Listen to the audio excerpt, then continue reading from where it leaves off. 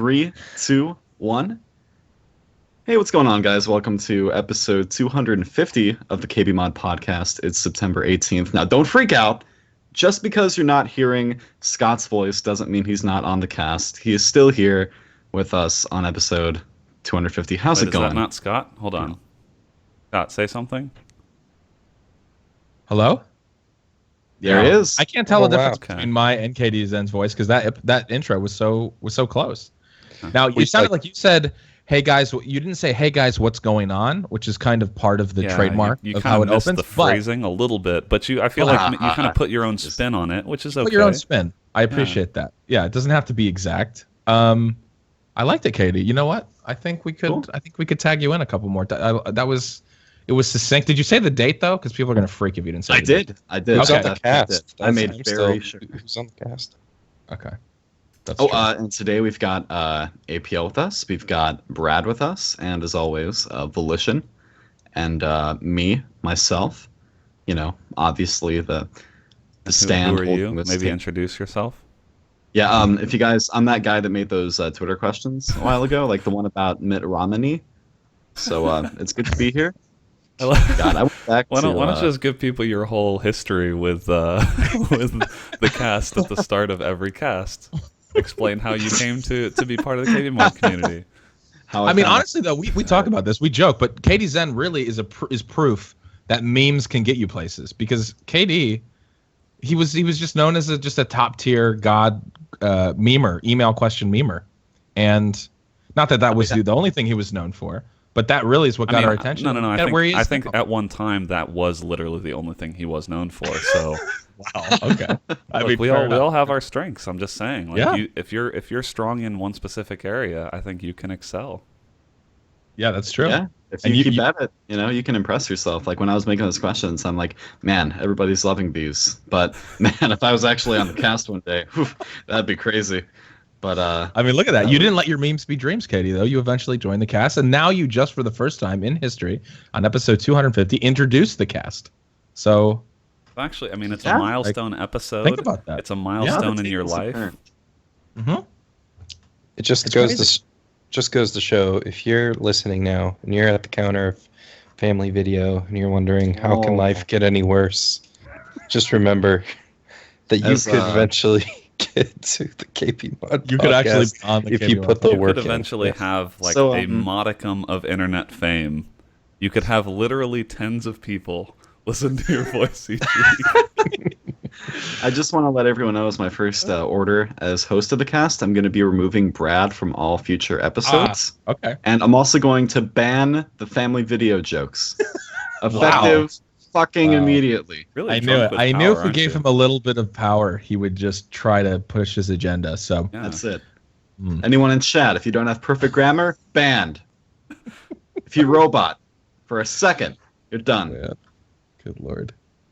Yeah, this is a slightly different take than I was expecting for your first time out. Kind of hosting. What a classic, story of someone just going drunk with power. Yeah, it's good. It's a good lesson. And all hiding behind the face of Steve Harvey, not even willing to show your face in front of the audience. Yeah. Well, I don't think they've really deserved that yet. Man, this is going to be really jarring when I'm getting the post together and I hear my voice introduce the file. Be like, oh my god, did I get the wrong file? Or all right, Katie. So what happens next? After what do we normally do? What do I? I've had my eyes on Painkiller already. So I think I'll start sending them really memey questions and then start working my way up there, Okay.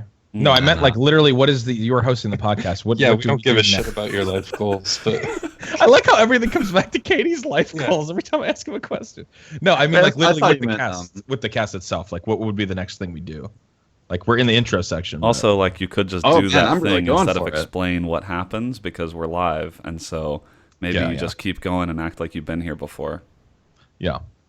Gotcha. Okay. I didn't know I was going the whole. Well, maybe you're not. If we keep it up. It's okay. Listen, hold on. Listen, if you want to relinquish your power and give it back to me, I would be happy to take it. But I'm going to need you to get on your knees and say, "Take this power from me. I am too nubile." And then I will take it back if that's what I'll let you know if I have to concede. If that happens, I'm happy to jump in.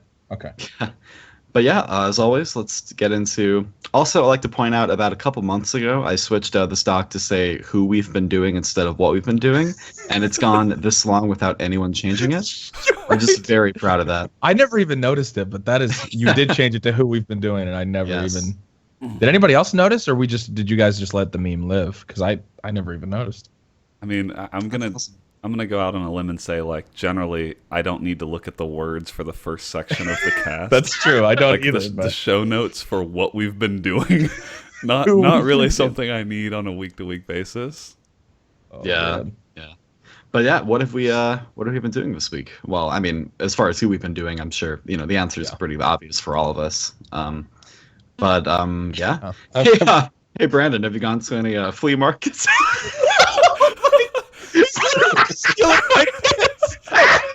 I know.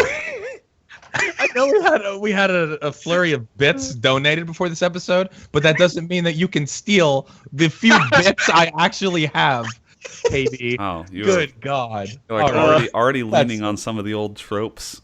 That's it. Listen, that's what I have to fall back on if I've got nothing. But All yeah, I'm right. just gonna popcorn Brad and ask what you've been doing this past week. All right. Actually, not too much. I've been working. I've been playing games and doing some gardening. That's about it. But Doing gardening. Um, What are you gardening? well, it was more like doing some of the labor for some gardening. So I was taking out a bunch of plants and replanting, working on replanting stuff. So What do you have planted at your house? I'm curious. Yeah. I don't know. It's just like a fucking bush, and then I put in the bush. Okay. It's a fucking, Wait, whose bush is this? Like, why would Are you you spend doing money on this out of, plants? It's Joy? not me. It's Or not somebody- me. No. So my current situation, It's just if you must know, gardening I in do. 2016 with Brad. It's a fucking push. Oh, Go ahead. So I don't pay rent where I'm at. In exchange, I do shit around the house. So Okay. Oh, so you're So, like you're like an indentured servant. Yeah, kind of. pretty much, yeah. Okay, that's an interesting life situation. So someone else Wait. buys the plants and then they just command you to put them in the ground. Like, get him in the ground. For free rent, wouldn't you? I No, mean, I'm let's not. be I'm real. not. Like, Actually, good. I'm not. I'm not disparaging. I'm just trying to get an understanding Yeah, of pretty what's much, going yeah. on. Okay. I would do far worse, to be honest, for free rent, but to put a bush in the ground, I'd trim the owner's bush. I'd do whatever they need. But, yeah, how would you? Scott is not above gardening, No, so absolutely to speak. no. Yes, no, not at all. I'm great with shears. Can definitely took a few classes, but So, so you don't feel one with nature, that like, so you don't really, you aren't enjoying the gardening though. I'm hearing, or it's Doesn't okay. sound like, like it was a if- relaxation thing. If it was me, I'd have a yard with just nothing but fucking tree and grass. Like that's that's the extent of what I'd want in a yard. But okay, well, that's good. Gotcha. So some gardening. What else? I'm sorry. What else? You not much in the way of gaming though. oh, I have been gaming, but That's yeah, the nothing next really section, going on. according to the Yeah. show notes here. This I is know. the first section, delineated This- I from the second lose. section. God, I lose. Sorry, grip Kate. I things didn't on step track, his toes. I please. didn't know if you wanted to move to the gaming stuff. You're the Everything's host. just getting derailed. I'm just But we're only one cast member down. We need to see what the other three have been doing. I let loose of the grips of this cast for 1 second. And then I just know. gets You're right. I screwed it immediately- up. I'm sorry. But Brandon, what have you been up to this past week? I wasn't really up to that much this past week. Kind of just working and like football season started, so watching some football. Watched the Texas Okay. Longhorns lose yesterday, which was sad. But today I went and got a new TV, which I Ooh. haven't done Okay. I have not bought a TV since right after graduating from college. So that would be about 6 years ago. And Hillary decided she wanted a TV for like our spare bedroom because she like does arts and crafts and stuff in there sometimes.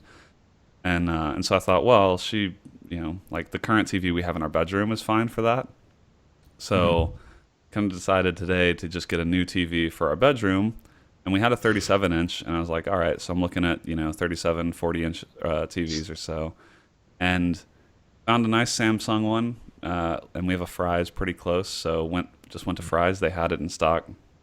and I set it Cool. up, and I'm really kind of impressed. Like I'm surprisingly impressed at how good that TV is. Like because I don't have a TV with that I would say has like smart features.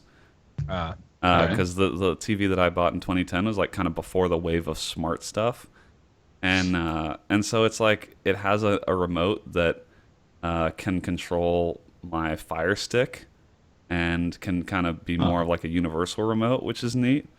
Just like all around, I was impressed because like I think smart TVs oftentimes like you think, oh, those are mostly garbage, because I think a lot of them are, like especially the built-in apps and all that. But like the built-in Netflix app looked basically the same as the other Netflix apps we have on stuff. And Netflix does a very good job of actually streamlining their that's experience true. across That's like true. I mean, everything. that's more like complimenting Netflix on making sure their apps aren't garbage anywhere. But if they were going to be garbage somewhere, like smart TVs feel like the place. Right. That feels like there are probably a lot of awful apps on smart TVs. So, I mean, I've only spent a few hours with it, setting it up and all that. But the other thing was too that I mean, I'm sure this is obvious to people that aren't, I don't know, that aren't old like me and Scott. But like the 37-inch TV I had, it's pretty. I mean, it's pretty heavy. It's like I got it in '08, and so it's kind of heavy, and it's 37 inches. The 40-inch TV we bought is, I think, the same Yep. size or smaller. It's just that the bezel is so much smaller that it's the Oh, you get really? more screen real estate, and it's like not even on a bigger frame. Because I was Yep. thinking like, oh, is this even going to fit on our dresser? Like, can I even get a 40 or 42 inch? And I was So like, much oh, smaller. it's Yep. actually like the same size because the bezel is so much smaller.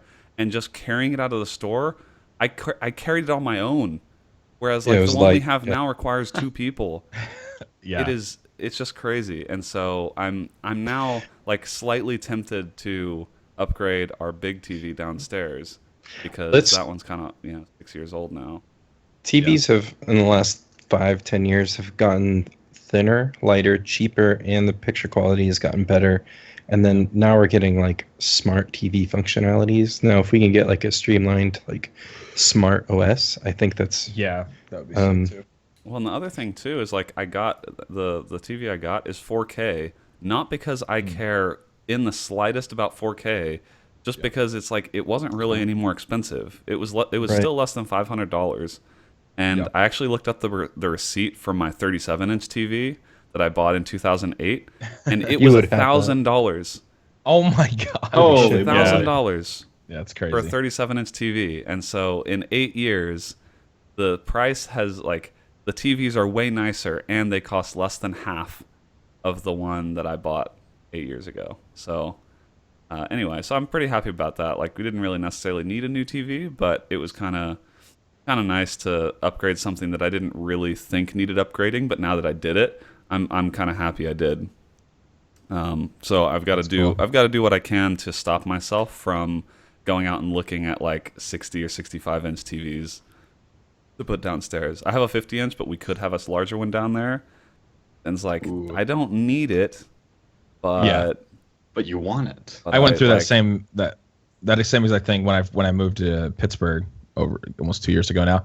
I had the same thing where I had a TV when I lived in California that was like, I think it's like a 30-inch. It was a Sony Vizio. It does 1080i, I guess. I think 1080i. I mean, it looks fine. It was good, but it wasn't. Once we moved to this apartment, like we needed something bigger.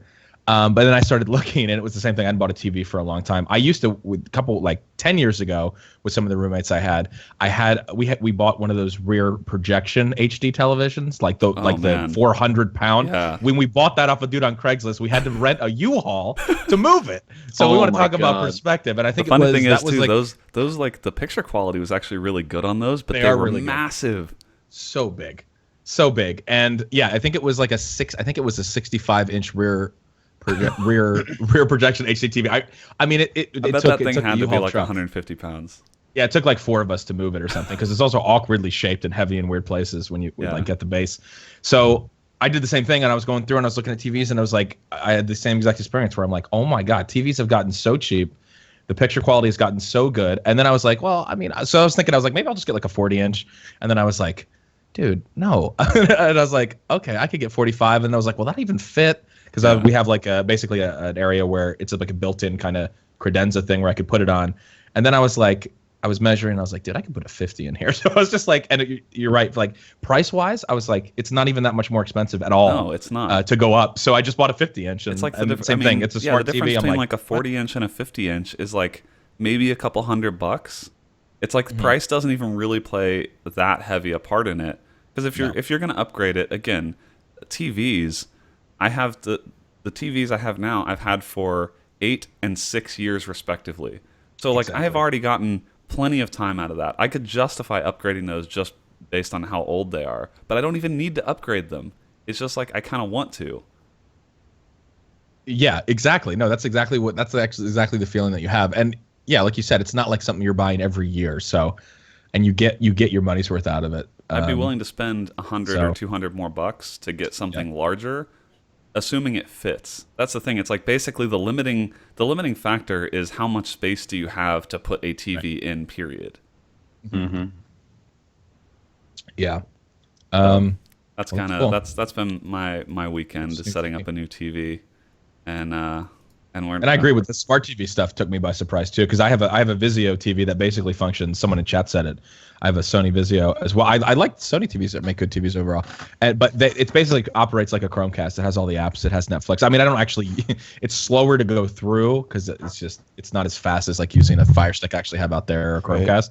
But I could operate it the same way. It's just like it has all the apps. It's like I think actually the thing that surprised me for the like in a positive way was how responsive the UI is on the TV. Because that's actually one of the things I worried about is usually when you have built-in operating systems and stuff like that, the UI is just garbage. Like it's super slow. And I think the reason the anchoring point in my mind for this is cable boxes. Like cable boxes have the slowest, worst UIs. Yeah. And so I was thinking it was going to be like that. And that's actually what really surprised me is the UI is really snappy. It's actually, the UI is faster, like snappier than my Amazon Fire Stick, which is actually like the Fire Stick has kind of a slow UI, like kind of frustrating sometimes. It does. Which, it's like, it's like a $20, $30 device. It's not that big a deal. But I had really low expectations for the TV. And so the fact that it's really snappy, and I'm like, maybe I can use the TV over the Fire Stick because it's actually kind of quicker, kind of easier to use. I did not expect to have that experience and like actually want to use some of the built-in stuff on the TV. So I think that credit's just due to Samsung there. They've been killing the TV market in the last couple of years. So I guess so. I'm happy that I picked the model that I did. So anyway, pretty happy with that Samsung TV. Nice. Cool. Yeah. The TV I've got behind me, I mean, it's only like a 32-inch, but given, how far away I sit away from it is like the perfect size for me. And it was a smart TV, which like I bought it like not anticipating it being a smart TV. And so like, God, I said a brain fart. Like, it really surprised me, in the same way. It has like a USB port on the side of it where like, you've seen my webcam. You see how my room is set up. I can put like a hard drive right there and like load it up with like, let's be honest, hentai anime. Yeah, okay.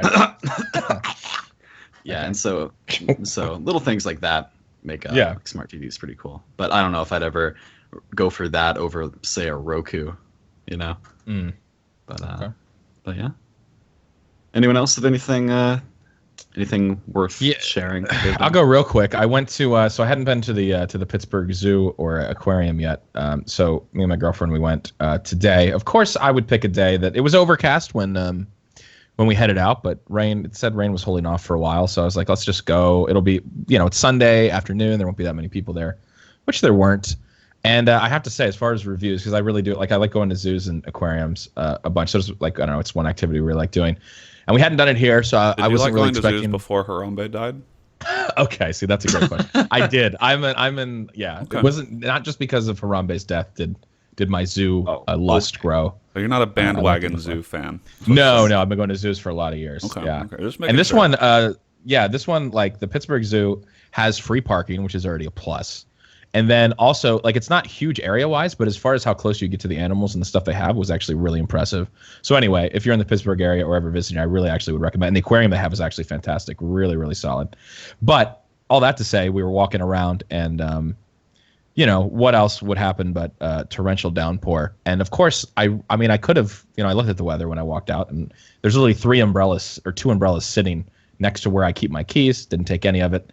So we got soaking wet in the rain, and but it was a good time. And I have to say, I went to the gorilla enclosure. This is where I'm going with this though. I went to the gorilla enclosure, and I hadn't been to a zoo in a while. And in light of all the Harambe stuff, I was like, man, how easy would it be at most zoos to like fall into the gorilla enclosure? It seems really like, looking at it, you're like, man, those parents must have been real idiots. But I have to say, I really, after seeing how easy it would be, like literally, if you turn your back on your kid for a second, like there's benches next to the guard railings.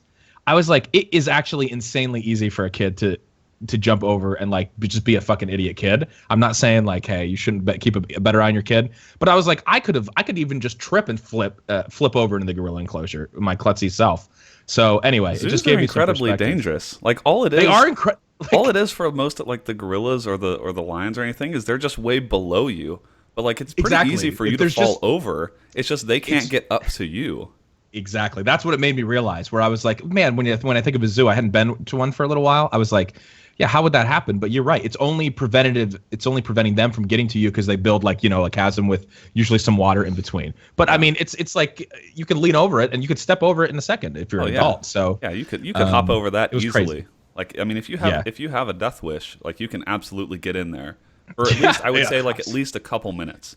Yep, right? Absolutely. So anyway, it just gave me a little bit of perspective, but it also made me miss Harambe. May he rest in peace. But it made me also realize that maybe we shouldn't demonize. Hey, everybody makes mistakes, and unfortunately, we lost it. I didn't mean to get emotional, but we lost a great gorilla. Anyway, but yeah, that's all that I did. Was there any noticeable signs of a post-Harambe world in the Pittsburgh Zoo in that area? See, that's the other thing is there wasn't any additional signage. It was just obviously like don't step over the barrier, keep watch of your, just make sure like kids are watched. Were there any like fan signs? Anything like like someone like clearly taping up a poster they printed out themselves? Yeah, no, there wasn't. I mean, again, I went. No protests. I think we kind of went on a more of an off day and it was raining too. So maybe that Maybe that would have happened. I bet the signs all came down because it was raining. Maybe the zoo's censoring the people that wanted to speak out against. That's possible, yeah. It actually be. But yeah, anyway. Okay. Yeah, that's all. Cool. That's all that I really did today. So. All right. Yeah. Well, let's jump into what we've been playing. APL. You're not hosting, so instead of going last, how about we switch things up? Oh. What have you been playing? Yeah. What have I been playing, Katie? Let me tell you what I've been playing. So. Oh, I know. I know what you've been losing at. I know what you've been getting flicked at. So earlier this week, something happened in my chat. A Twitch viewer and user that goes by the name of the Noob Spoon came into my chat, and I guess maybe it was actually last week. I don't even remember. I think it may have been 2 weeks ago now, but he asked this pretty innocent question, which I thought at the time was pretty innocent. He said, "How much money for you to go back and play all the episodes of Minecraft Story Mode, the Telltale game," which I'm sure a lot of you have heard of. And to give a little bit of context, the reason he would say go back is because I rage quit that series in, I believe it was episode 4, because it is one of the most putrid pieces of dog shit masquerading as a kid's game with an easy cash-in that I've ever experienced on every level. It is lazy. It is ham-fisted. It is horrible voice acting. It is everything wrong with the kind of like the game cash-ins where you just take an IP and you go, well, we can just fucking do anything. We can shit on it and it'll be great. So I just couldn't handle it. I mean, honestly, and I played some garbage. I mean, you guys know. I mean, look at me. I'm somebody. I played a lot of terrible games. But I couldn't. I just gave up with Minecraft Story Mode. It was so triggering and so horrible. I was like, I uninstalled it live on stream, and I was like, that's it. We're never doing it again. So that's the background. So he came in my chat a couple weeks ago and said, how much money? And so I just threw out a number that I was like, there's no way we'll ever attain. I just was like, I don't know, $2,000. I was like $2,000 to play Minecraft Story Mode. And so I don't know. I'm playing CS. I'm not thinking anything of it. I'm going about my day. And then all of a sudden, I noticed chat freaking out, and then I see it hit my Twitch alerts. The Noob Spoon has donated $1,000, and I was like, Oh my god! So I was blown away. And just to confirm, the Noob Spoon's actually insane, but he donated $1,000 towards Minecraft Story Mode, and then someone donated 200, and we didn't get to 2,000. But the sheer fact that somebody would donate $1,000 to watch me play a game that I hate, I just, the chat was like, you just got to do it. And I was like, you know what? All right, we're going to do it. So I agreed that I would play, but there was a caveat. So I had gotten to episode 4. And what we agreed to, what we came to in the chat, was that I had to start from episode 1, and we were going to play every single episode. They've made 8 of these, by the way. Oh, no. 8 of these episodes. So I had to start from episode 1 and finish episode 8 in one sitting. I mean, it was even before I did it, I knew it was going to be a daunting task. And so this Friday, I embarked on my adventure. Again, I want to shout out, it sounds like all ad for my channel, but I just want to say, I had a custom overlay, custom GIF emotes, or custom GIF like donation and subscription things that were literally me as a Minecraft character kissing the screen. I had a bit cup. Anyway, we kind of went all out for this, and I want to shout out Crazed, who is somebody that helps me with all my graphics on the channel. He went above and beyond to really make it special. And we embarked on this journey, and it was honestly probably maybe the toughest stream I've ever done. And I've done 24-hour streams. We've done the extra life stuff. But for just the sheer fact of how fucking garbage that series is, it's one of my proudest accomplishments, actually getting through. So it took 13 and a half hours to get through all 8 episodes. And all it made me realize was that I was right to quit in episode 4, because what's actually amazing is, as putrid as it is, after episode 4, it gets so much worse. It gets so much worse. They stop caring at all. They stop caring at all, yeah. And it just goes downhill. So if you want to even just, there's a 13 and a half hour VOD up, on my Twitch channel. So if you want to watch the pain, just scroll through at any point, and you'll see a very defeated human being. And honestly, I started losing my mind a little bit towards the end. It's just so mind numbing. And anyway, so it really wrecked me. I mean, it took a lot of just mental endurance. I feel like, I've told people I don't think I'm going to live much past 40, but at least this brought me down to a 36. I think 4 years. I think that's an easy 4 years off my life. But hey, you know what? It felt good though when I did it, because I was like, I said that I was going to do it. I didn't give up. Yeah, sure, the money was donated, but you know what?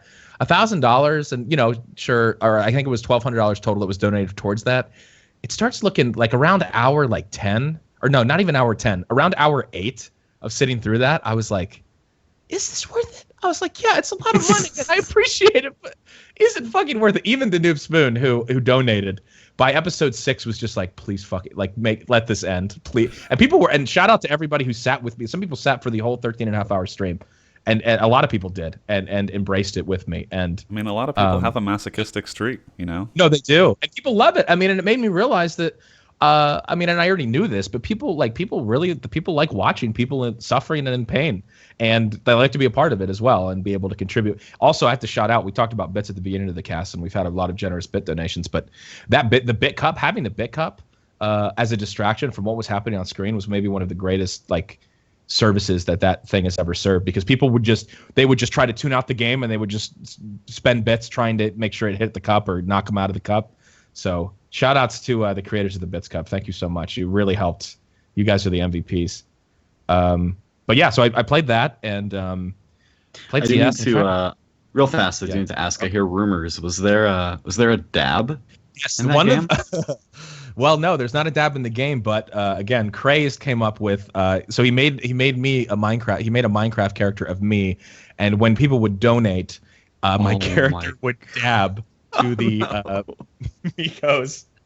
Look at my dab or watch my dab, and the text that would come on screen when my character would dab for the donation was the closest you'll get to an APL dab, because I didn't actually do it on my webcam, but people are always asking me to dab.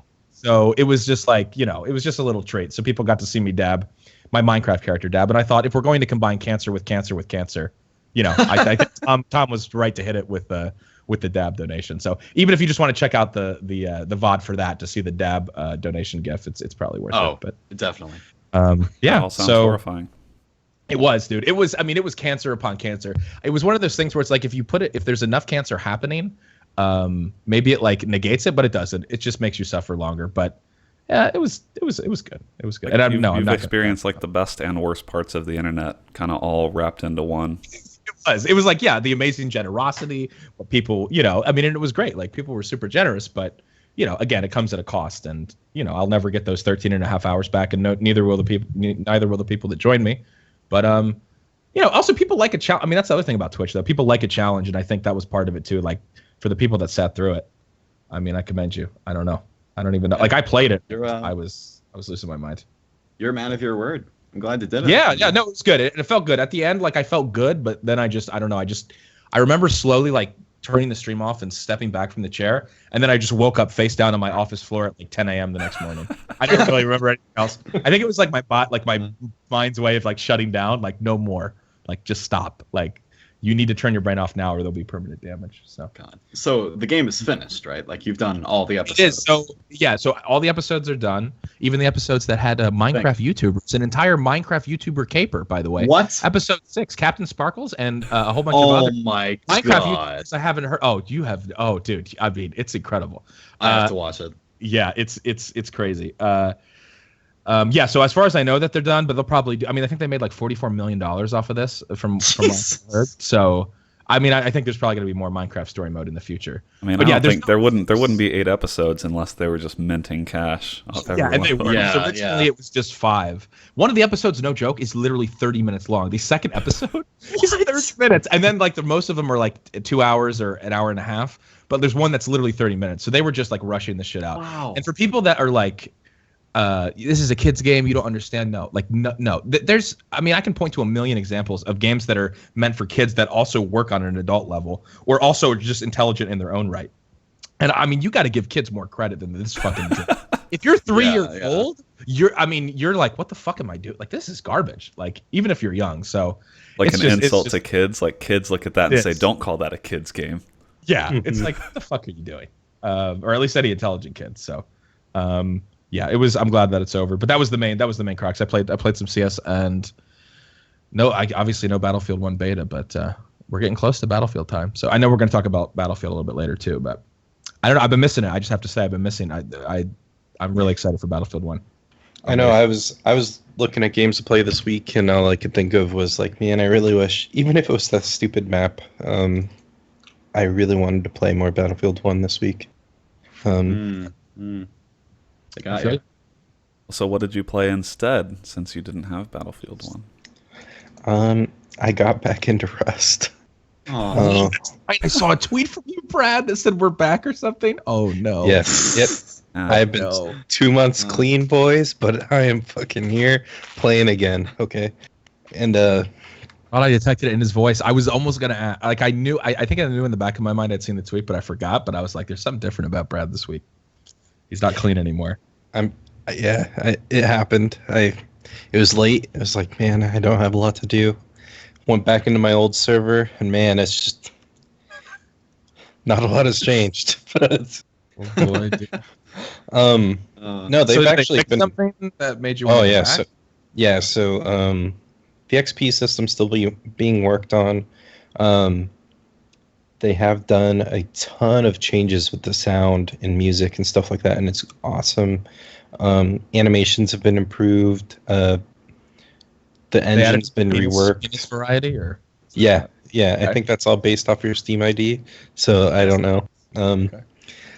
I'm probably a C cup in the game.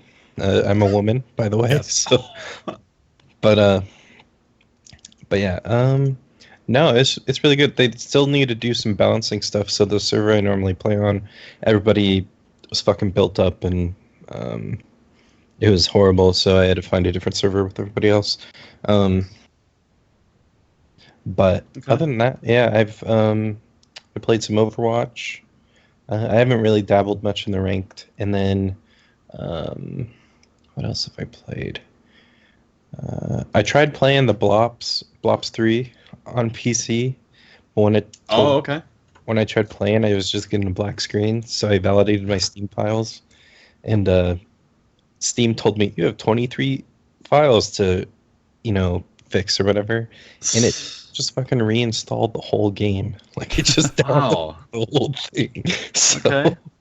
yeah, That's there goes. probably, That's one way to not fix those working. 23 files. So I was a little upset about that, so I decided not to play after all. Oh, I was just about to ask you. I've been looking into like getting that multiplayer starter back because for some reason I just have that Call of Duty itch, like that thing I hate. But I'm just curious about like the player count on PC. I I mean, think it's it is been- almost time for a new Call of Duty, so Well, that's why I've seen a ton more people playing Modern Warfare 2 on PC just because of the remaster coming out. Mm.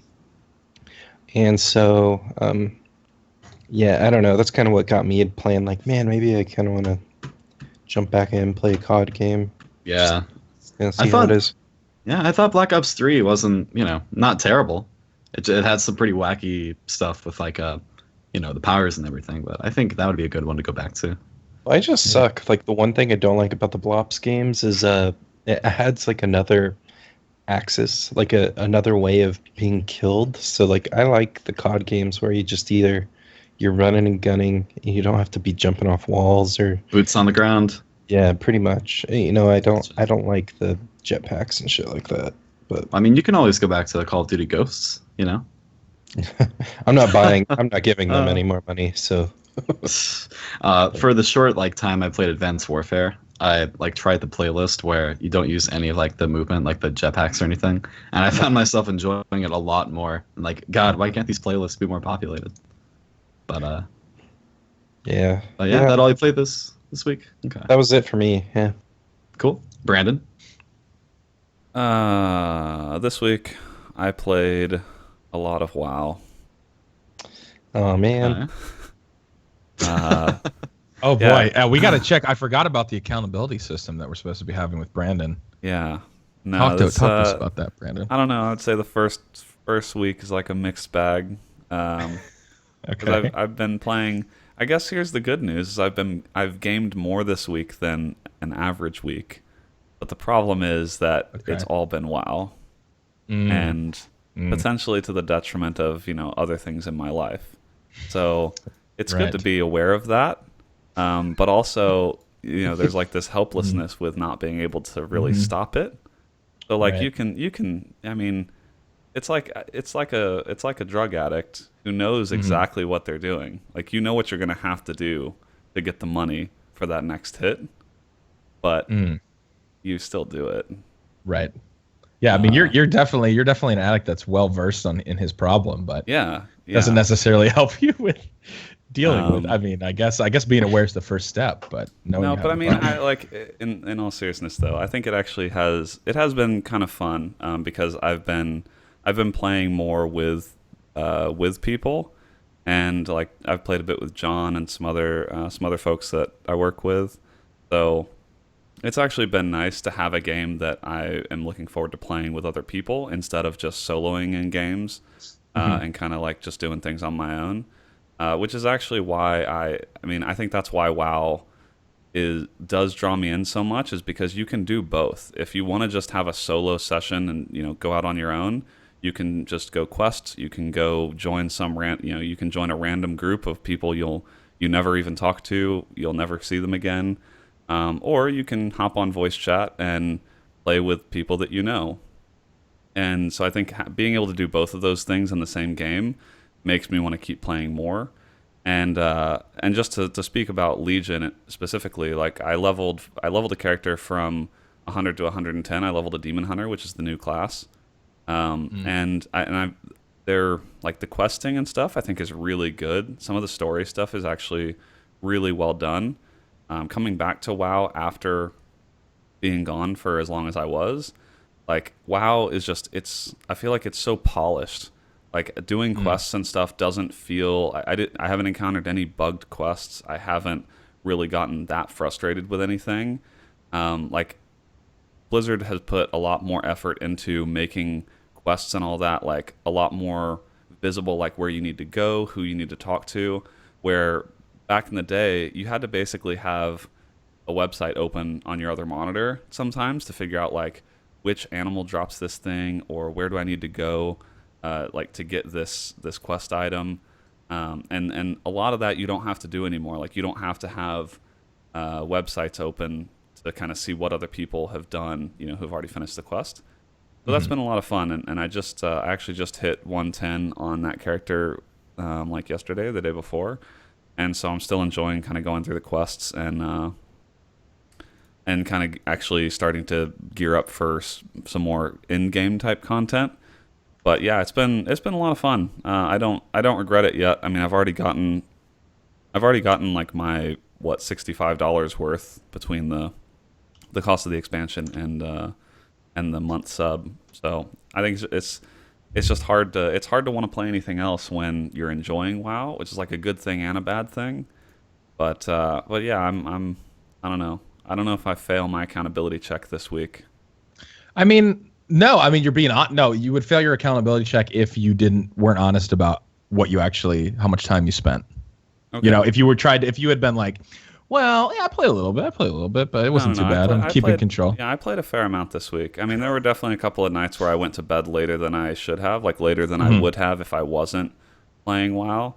But I think that'll die down over time. Like part of that is just me getting back into a game that I really love, and like so I feel like there'll be that honeymoon period that I'm kind of in right now. And then once I settle in and there's less to do right from the start, like I'm not quite as inundated with content like I was when I resubbed. I think I'll probably, it'll be easy to taper back a little bit, taper myself back to, instead of doing the hard drugs, I'll just get on methadone. Someone in chat, this sounds like a WoW rehab group. Well, we're just trying to keep tabs on Brandon, and he's doing. Hey, listen, no, and I agree. You gave some good. Like you said, especially as a seasoned WoW player, not playing for WoW, coming back, seeing all the good stuff that they've done. I mean, that makes sense. Yeah, there's definitely a lot of things. It's like I'm re-immersing myself in that world, and there's so much that I'm still learning because the game has changed a lot. And so once that all gets out of the way, like I don't think WoW will have quite the hold over me that I was afraid it might. But I am really having a lot of fun with it. It's just I have to balance that fun with like the time investment, and so we'll I appreciate you guys keeping me honest. I have to at least once a week. I have to report in. I can't lie to you. Perfect. Gotcha. All right, and I'll go here. Played some CS:GO for the first time. Yes, you did this past week. Yeah. Fuck you, actually. Okay. Sorry. Cool. Yeah, this is some personal beef. Yeah, from KD, but he fucking killed me multiple times. But I won't. Go ahead. Sorry. Continue. No. It was. Is that hard to do? It was the Chang Bang, grand finals. Okay, Brad. All right, we're done here. Yeah.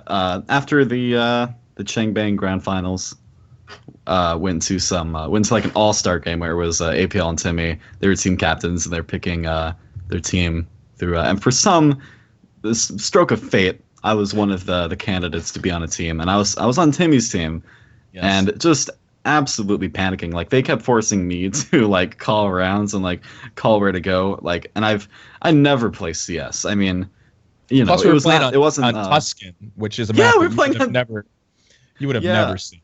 And most people, I probably even that play CS, have never even played. I was gonna say I don't think I've played on Tuscan before. Yeah, it's an old competitive like source map. Yeah.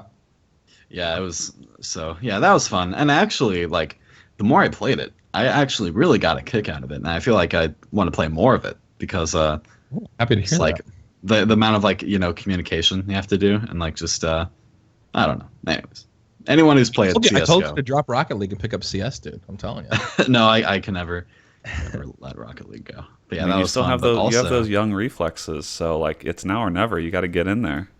Yeah, if I want to get a dream hack, I need to start investing my time. Yeah, you're gonna be in your prime here. So what are you, 20 years old? 21? I'm 20. Yeah, you're 20. Yeah, you got lots of dude. You got your whole up until you got at least 6-7 years in your prime, maybe even more, till your early 30s, KD, where you could make a scene, you could make a splash. I'm telling you, you killed me. You had some ridiculous. I mean, I don't know. I feel like you were just gunning for me.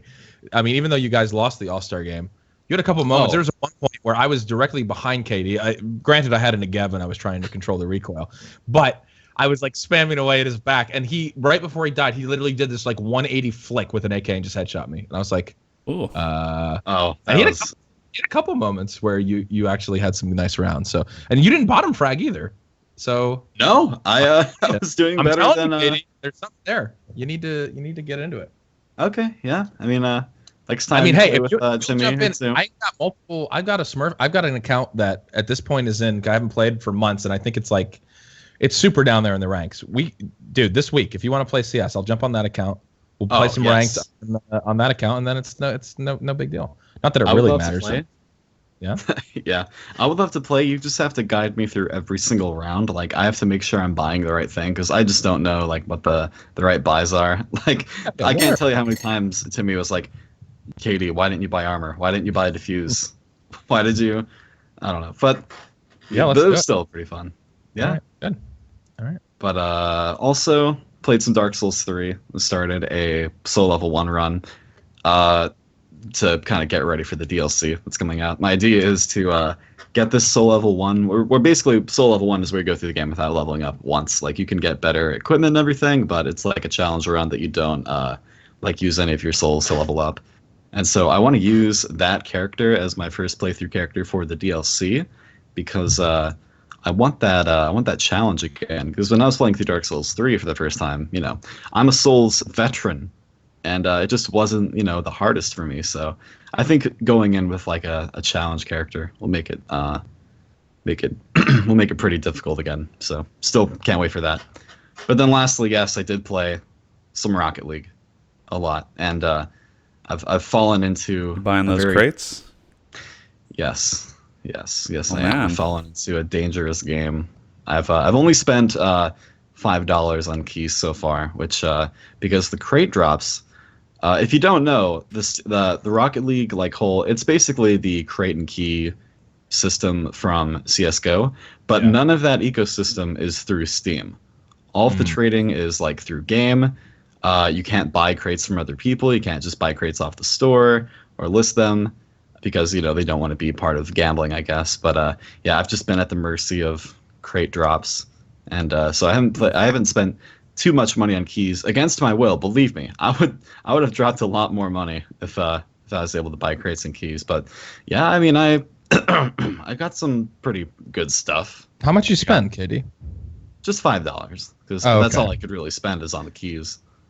But okay, I don't know, the way you said it, it sounds like almost like we need to do an honesty check. That's why I asked again because I don't know, the way you said that. Like, I got some pretty good stuff. Yeah, only I did. $5. Only $5. Okay, all right, sure. Hey, I think I got a good trade where like the equivalent of a knife, I guess, would be like wheels.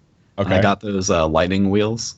Not like I only got the standard. Apparently, you can get like different like painted versions of the wheels. Like by default, they're blue. You can get like an orange variant or a green variant. But yeah, I mean, I haven't really looked into how much it would potentially be worth because they're really saying these items. Like selling them for real world money is a bannable offense. Like they came out and said that. Okay. But yeah, so I haven't really looked into that. And then a couple like animated skins too. Those are pretty nice. Oh, nice. Like you can see the flame on your car, like on the skin. But yeah.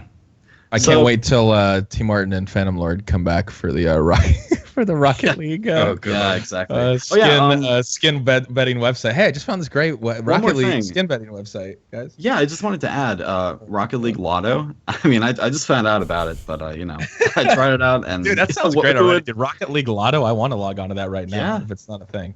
I mean, who would have guessed it? I won. It was just like a small pot, but if you want to tune in for my $1,000 pots, twitch.tv/ Yeah, check my YouTube as well. Real genuine reactions. It seems like you've been relatively controlled then. I mean, $5 seems that seems pretty reasonable if you've already gotten some cool stuff. It is, but keep in mind that's against my will. If I had the opportunity to spend more money on the game, I would definitely drop like $20 on keys. It's just I'm waiting to get more crate drops. You're being held in check by the fact that you can't get crates. You literally can't. Yeah. Which in turn is making me play the game more because I just am praying. I get more. Yeah. Maybe that's intentional then, because they know that the only way people are going to get cool stuff is if they play more instead of buying their way into everything. Yeah, exactly. It's genius. They got us. But yeah, that's all for me. Let's jump into our news here. We're starting off with kind of a wild conspiracy here. So, as we all know, Metal Gear Solid or just Metal Gear, the series, new game announced without Kojima. Metal Gear Survive. We all know. We heard about it. Yeah, we shit on it. Kojima has come out multiple times and denies all involvement with Metal Gear Survive. Obviously, not with Konami anymore, of course. But last week, Tokyo Game Show 2016, there's some good games showed off. There was actually Waifu Simulator. I'm not shitting you. Oh there was God. PlayStation VR. They were showing off their VR games, and one is just you're in a high school girl's room, helping her with tutoring on her homework, and I just am shocked the graphics that they worked into that game. So hopefully we can pray for a North American Is it release actually there. called Waifu Simulator? Is it actually? No, it's not. It's not. Okay. Okay. I was going to say that It's for title all would be intent. very on the nose. Oh, it's. I mean, I know we joke about I know we watch these movies and stuff where it's just like Her and stuff, which I mean it isn't exactly the same, but where we have AI and computers that basically service the human need for emotional connection. But I mean, are we not, especially with VR getting to where it is and stuff like that? Are we not basically at that point in the next 50 to 100 years that all that movie stuff is going to be pretty accurate? I mean, there was just an article recently. I think so too, yeah. Just to go off the back of that, there was an article recently about how Japan has an alarming number of versions. No joke, but there's an entire generation that don't really, that don't really know how to kind of interact with actual human beings and have that connection. And so this stuff is coming. It's happening. Katie, you're never gonna have to leave your room. You're gonna have and you can be a player. You're gonna have multiple waifus too in the future. Yeah, and the other ones won't even know. Why stop? Or maybe that'll become a feature. Like, what if the games talk to each other, and then you go back to your other, waifu simulator, and they're like, "Oh my god, she won't talk to me." me. You talk? Yeah, why won't you talk to me? It's all gonna happen. It's scary. It's just crazy. We just live at a crazy time. It's happening. It's happening right now. We're getting close, yeah. But yeah, it's weird in Japan. The birth rate is really low, and then things like being a hermit, staying in your room, is an actual popular thing. That's a term in society in Japan is being. But I don't know. It's weird. So maybe there's a demographic for this, pretty big. But anyways, back to Kojima. Kojima takes the stage at Tokyo Game Show. Everyone in the world is clenching their cheeks for some Death Stranding gameplay, but no, we only got some talk about basically what the game is going to be about. And he comes out and says that Death Stranding is going to have open world and online elements. It's going to be an action game, an open world action game. So what game do we know that Kojima has had at least some involvement with that series that's going to be open world and action? Legend of Zelda. Damn, that would blow my fucking mind. Legend of Zelda. In all honesty, this is complete garbage. I don't know who added this to the doc. I was triggered. But yeah, we'll see. But he denies being involved with Metal Gear Survive, which I think, given the reception when it came out, I would probably deny involvement with that too, regardless of whether I had been involved. Right. Yeah. That's an easy deny. I mean, I'm inclined to. I mean, what are you guys? I mean, what do you think? You think you think he was involved before? Maybe this was in talks and then he was ousted. It's been far enough out now that. I just don't. I don't. It doesn't seem like anything that he would want to do. But even then, even if he was, I don't really care. We already know Konami. We know what kind of company it is, regardless. So. I mean, also what difference does it make? I don't think it really matters at all, even if he knew about it before he left or something. No, it doesn't make any difference. He clearly wasn't involved in the latter half of its development, right? Exactly. Oh, yep, exactly. Yeah. All right. But yeah, I am excited. Sorry, just to say, I know we exit from the dock, but I am excited for Death Stranding a lot, especially with some of this information. Oh yeah, it's gonna be That's interesting. I mean, I'm sure it's gonna be good, but I'm sure it's gonna break some ground, and if not break ground, it's just gonna be super fucking weird, which I can appreciate and enjoy. Yeah. That reveal trailer is like gone down in history. Is like just the reaction to that is just beautiful. So good. Yeah, it was awesome. Oh yeah. Yep. But yeah, I don't think we have a word on a release date from Death Stranding. But, no, I don't think so. Can't come soon enough. I just want to know what the game is, basically. I mean, he could make it could turn out to be just a Candy Crush clone, but it'd just be super psychedelic, and I'd still buy the shit out of it. I mean, let's be honest. Yeah. But it's a Candy Crush clone, and he's describing it as open world action game. I feel like he's kind of painting himself into a corner on that one. Yeah, a little tough. Yeah, that's definitely breaking grounds. But yeah, next up here, Steam. Valve, in their good track record of good decision making, has updated their user review system in Steam, where you can leave reviews for the games that you buy, and more so in the aspect of what reviews you see. So you go onto a game, you scroll down, look at reviews, and oddly enough, all reviews that that the person who's played the game, who received the product for free or like got a code for the game, are automatically filtered out by default. You have to go out of your way to hit all to see those. Valve talked about. To be clear, this is like the change the new they just system. made. Yeah. So before you would see, I think you would just see like all reviews, and that would include people that just entered a key, and from Valve's perspective, did not actually pay for the game like over Steam. And so now it sounds like they've made changes to only be showing a score based on people who paid for the game, and it sounds like they were seeing the reason for this change was they were seeing a inflation of scores based on the people who bought it versus the people that just had keys. That a lot of times the people that just had keys were rating the game like significantly higher on average than people who paid for it. So it seems like probably a positive direction, even if it's gonna. I imagine it's gonna sweep up a lot of legitimate. I say legitimate keys in like things like Humble Bundle, right? But I might even. I think even something like the Humble Bundle. If I get a game for like effectively $1 or $2, I still might be more inclined to rate it more highly because it skews the review process. Definitely, even for me too. Yeah. I mean, I see what their reasoning is for this. I agree.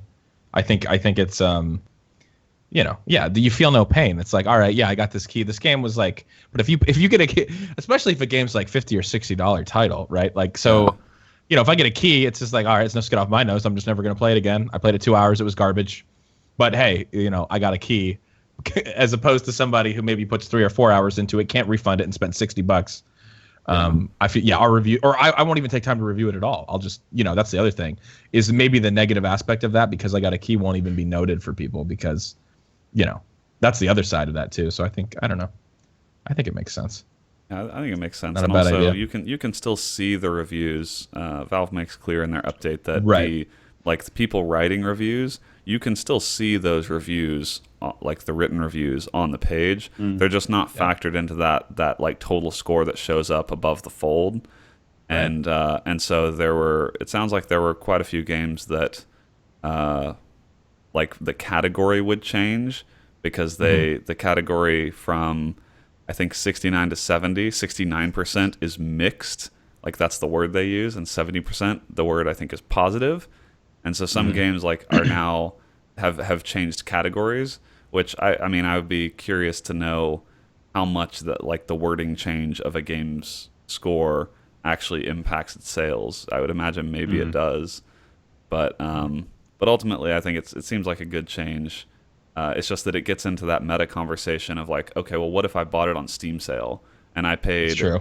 I bought it through Steam, but I paid like $20 for it, and it's normally $60. Now, like, is my review still valid? I mean, in this system, to be clear, it is. It sounds like if you're paying for it through Steam, your review will still count toward the score. But it's like it gets into that conversation of, am I biased because I'm buying it on sale and I'm more willing to give things a pass, and so I'll rate it higher, So I don't know. This feels like they're trying to make the review score better, but there's still, I don't know. I guess you're never going to have like a perfect system for servicing a review score. Yeah. No, There's no way that all like fraudulent reviews, like, you can't filter out everything, especially with like joke reviews too. Like, Yeah. the validity of those is really hard to. And I guess probably one of the main points in this change was to make sure that people weren't just using keys to artificially inflate reviews, which would be a lot harder to do if you actually paid for it through Steam, because they'll see your payment method, right? You can they can do more fraud detection on that stuff, where when they're just generating keys, I think developers can just generate keys for free, and so if you just see a bunch of reviews coming from keys, Valve doesn't really have a whole lot of information about the person leaving that review. So this is probably just for them to be able to fight like fraud in the review system more easily. Yeah. But good on them. Cool. Yeah, making some changes there. But next up, we've got a healthy chunk of Blizzard news here. I'm going to. How much Blizzard I'm news? sorry. Is this the Blizzard news triple shot? Ooh. Oh, It started- baby. it started Three as a- question mark? It started as a double shot early in the Oh week shit, and became a triple shot. dude! I'm gonna be up all night with all this Blizzard caffeine. Holy shit, the triple shot. That's it. Listeners, take your shots. Well, and it's actually interesting too, because there's a Blizzard employee double shot. Like, two of the pieces of news are kind of uncommon.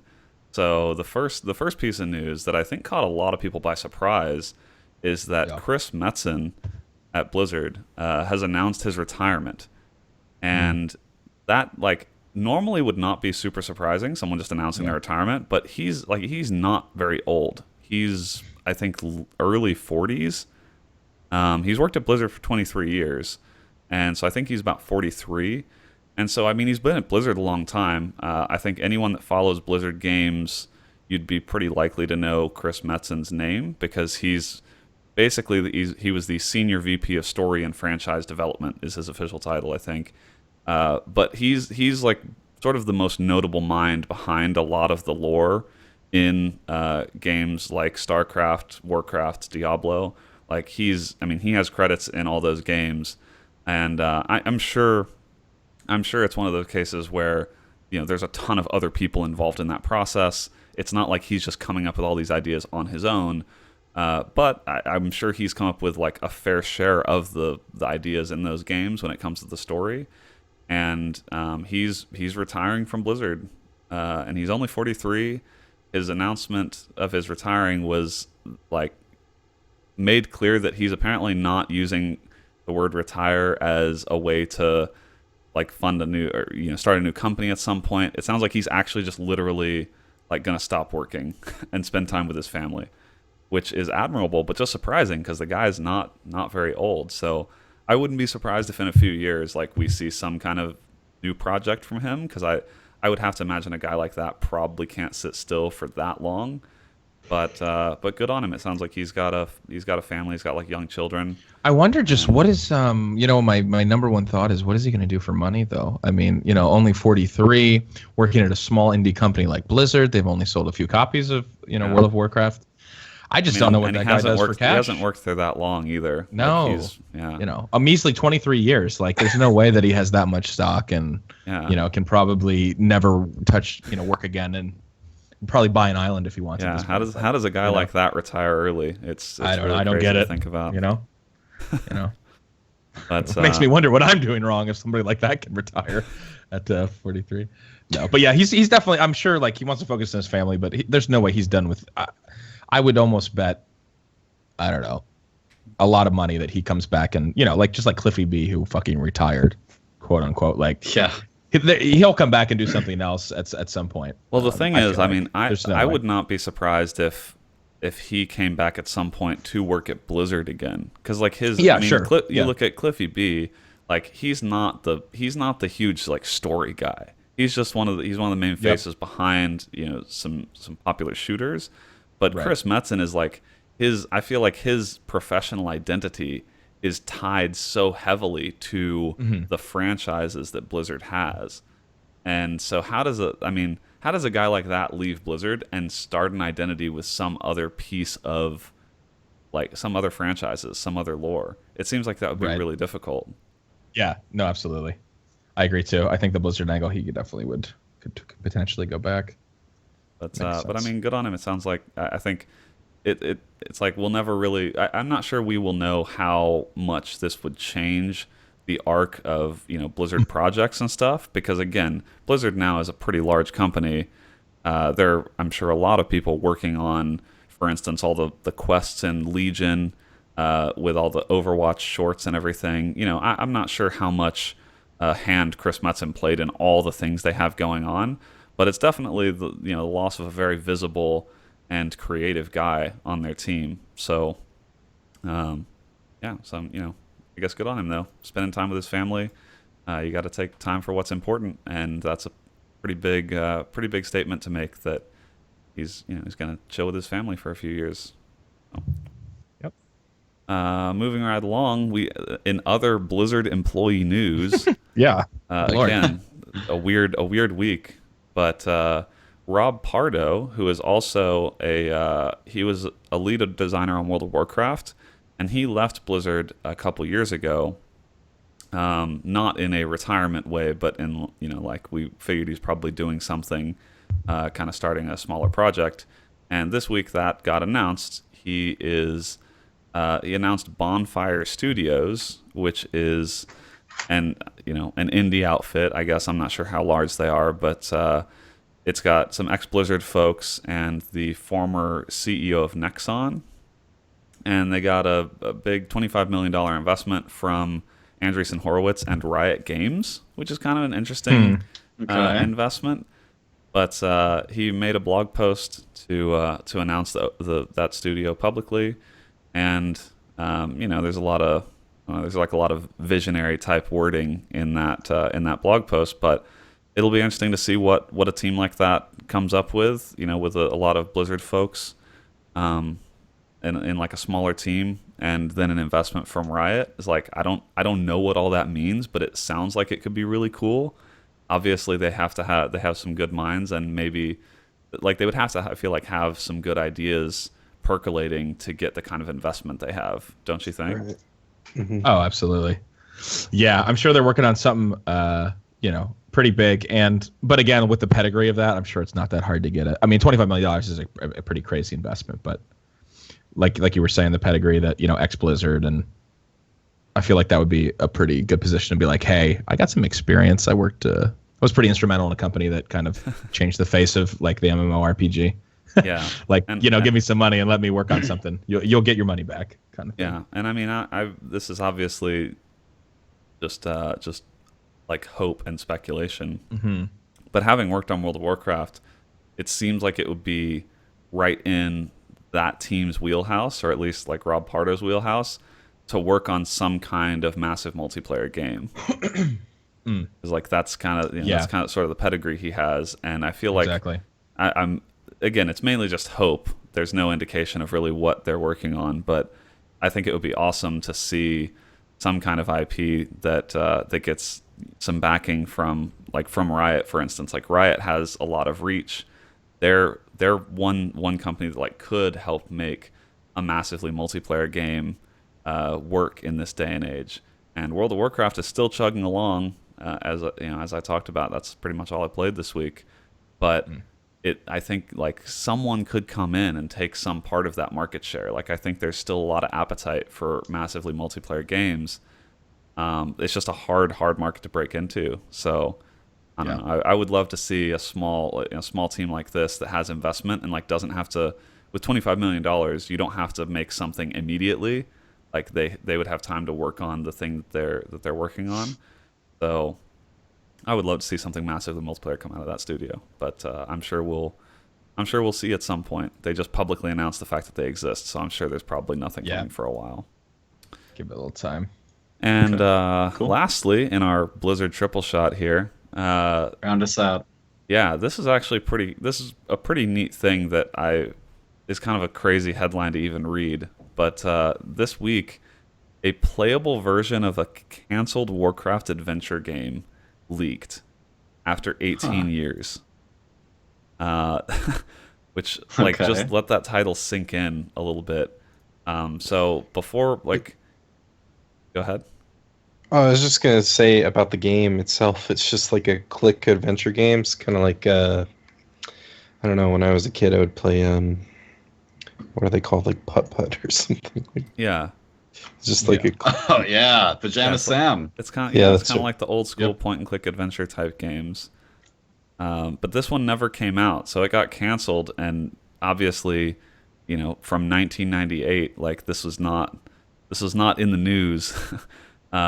But it somehow, like, it surfaced this week, and it's playable. Like, it's actually playable. And I don't think it's ever been playable. Like, I don't think this was ever actually launched in any way, or even launched for like preservation purposes. But yeah, it's just, I mean, it's just neat. Like, a piece of gaming history that may have never made its way out, but managed to somehow find its way on the internet, and you can download that and play it if you kind of want to see a look at what a Warcraft game might have been like in 1998. Okay. Yeah. It's interesting also, too, in the article, like, why basically this never came to be. And so Bill Roper, one of the guys, said, basically, while they were making this, LucasArts released Monkey Island 3, which had, like, insane animation and visuals that were, like, blew Warcraft Adventures kind of out of the water. And then LucasArts also debuted Grim Fandango, which is like a fully 3D adventure game that was insanely ahead of its time. That was remastered actually pretty recently.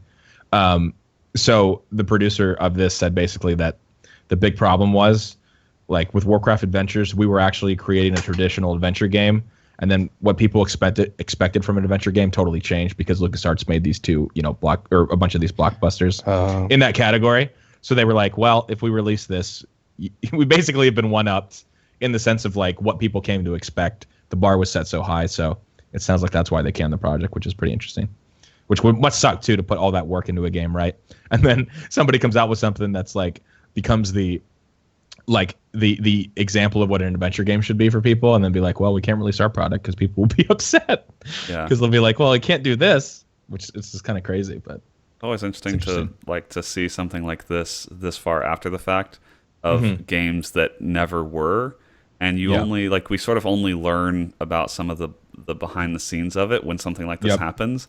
But to actually get some commentary from the producer and, like, understand why it never came out. I think those stories are some of the most interesting in the industry, but you so rarely ever get them.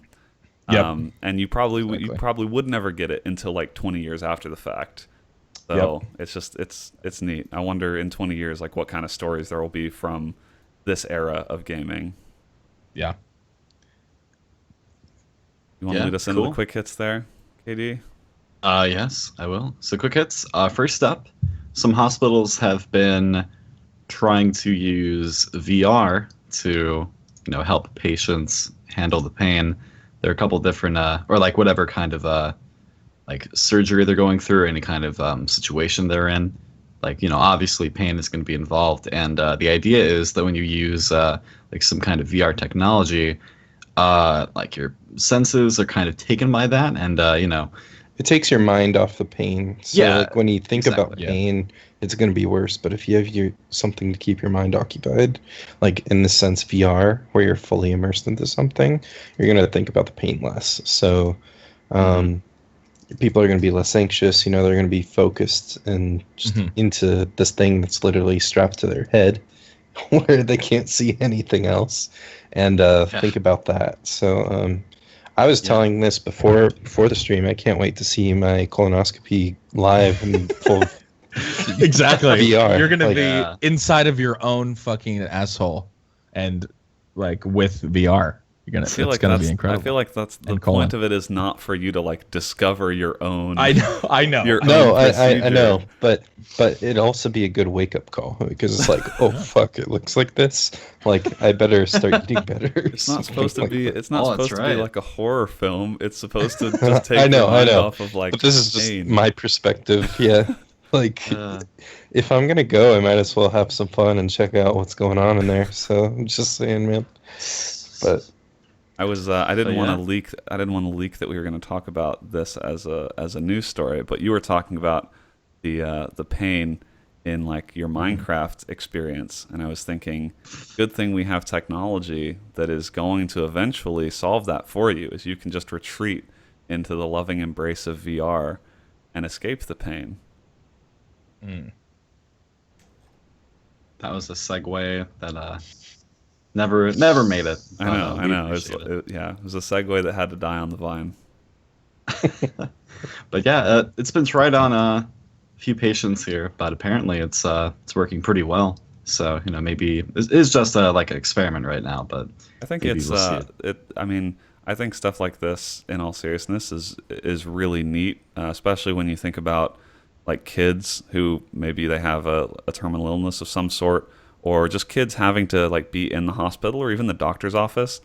Like if you're a kid, even if you're not sick, like just kids getting shots and things that some kids are deathly afraid of, any sort of procedure, even simple things. It should help with anxiety just across the board, I think. Yeah, I think stuff like this is so neat to think about, that in the future that you may be able to get rid of a lot of that anxiety of going to the doctor by just these distractions as they become more and more real. And I just think that's a really neat thing to explore, especially like, we raise money for Extra Life and stuff. So children's hospitals and children having to deal with awful stuff is near and dear to many of our hearts. And I feel like this is one of the major things that it's not like a medical innovation, so to speak, but it's like just using gaming and technology in a really interesting way to make the patient experience better. And so I think I mean, I'm looking forward to seeing where this goes. It seems like a huge opportunity to make hospitals a more inviting place. I'm not obviously hospitals aren't very inviting, but yeah, right.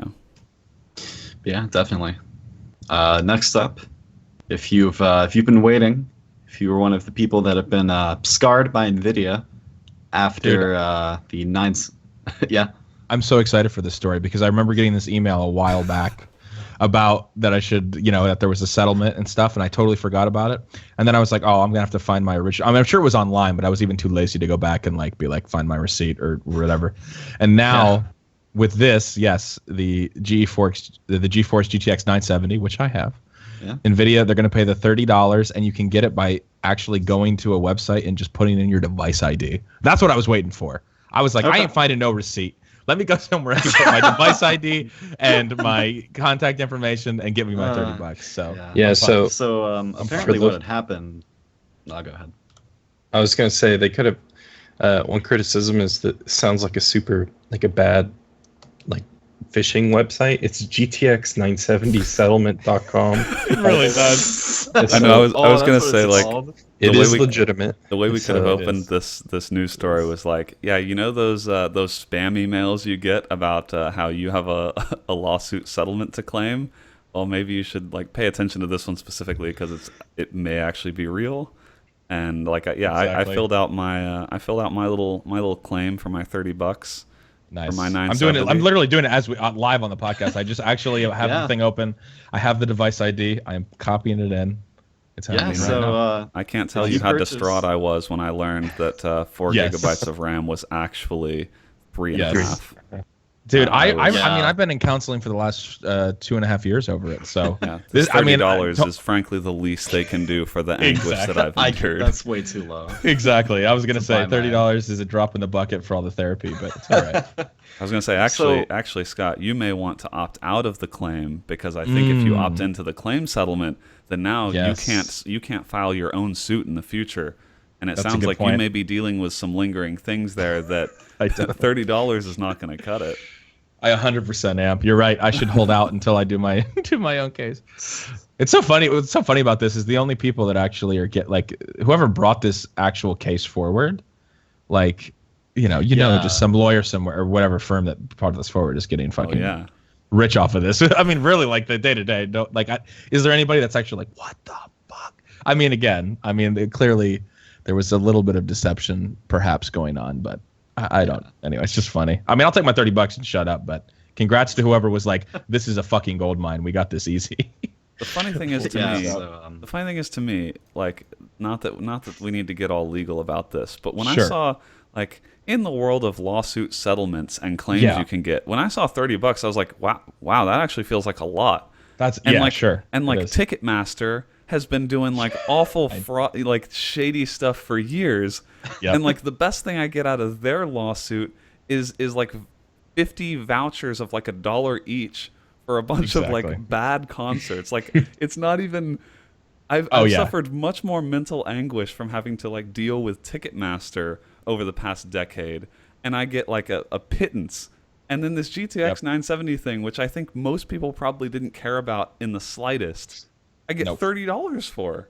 That's a great point. I can't tell you over the years how many times I get fucking Ticketmaster settlement emails. Like I probably have like 40. Like you said, you get these fucking garbage. I just think they must have better lawyers and an insane. They must. I know that they have an insane legal open retainer. And shut case. Like there must have been some really damning evidence. Yeah, exactly. Exactly. So yeah, if you're out of the loop, basically happened is when the 970 was coming out, there were some false claims that just absolutely, basically sinful of them to say that it would be 4 gigabytes of RAM, but then on release it was split into a full speed 3.5 gigs of RAM and a slower 512 megabyte segment, as well as saying that it had 64 render outputs and only having 56 on release. So though that was enough for a class action lawsuit to go into place. So if you or someone you know purchased a GTX 970 between September 1st, 2014 and August 24th, 2016, then you might be eligible. Everyone who's ever bought a GTX 970, but only in the US. That's the catch. You're only eligible if you're in the U.S. I assume because the lawsuit was probably filed in the U.S. Can I also say real quick that now that I've actually been on the website and I see my options, what all my options in the settlement are, the fourth option to appear in the lawsuit or attend the hearing on December 7th sounds like definitely what I want to do, because they need to hear the pain that they caused me. I need to testify. Like I need to be there. Get me on the stand. I don't even need forgo the online form I need submission. to look those bastards in the face. Tell them what they did to me with their fucking false advertising. Every year, Can I also point out that the fifth option is literally do nothing. It says do nothing. All these are bracketed off. The last one says do nothing. If you do nothing, you will receive no cash. You will also give up your right to sue defendants on your own regarding any claims that are part of the settlement. Like, holy fuck, dude. That's so funny that you can choose to submit the form that says specifically to do nothing instead of just closing the tab. You can have a receipt that says you did nothing. Yes, I did nothing here. I'm forfeiting my rights. Oh, damn. But yeah, pay attention to that, and you can go to the website. Like I think Scott mentioned, he didn't even have his receipt, but obviously if you still have your receipt, I think that's the best way to make sure you will get paid out. But you have to do that by November 8th. If you wanna get your $30. Yes, it's the cutoff. All right, so next up, Logitech has acquired Cytec to specifically work on making devices like flight sticks and flight yokes, which I didn't even know that was a term for a flight controller, a yoke. But Also, how a Swedish person tells a funny, a yoke. A yoke, yeah. I'm done. Yopper gunner. Yes, feel it to say that. Yeah. I mean, Cytec is known for like their kind of enthusiast like flight sim type equipment and stuff. Mm-hmm. So I mean, it seems neat to me. I like Logitech stuff. I'm not really into that kind of specialty type hardware, but like in general, I don't think I would have a problem with Logitech buying a company like this, because I would love to see, like, I just like Logitech stuff in general, and I would be maybe more likely to try something like this if it was Logitech branded. Yeah, I think I really like Logitech's like G27 like racing wheel, and I think with these guys on board, we're gonna see more products, better quality products, because that's the one thing about their like flight sticks and stuff is they definitely didn't use cheap parts on some of their things. I mean, you paid the price, but I mean it still was reasonable.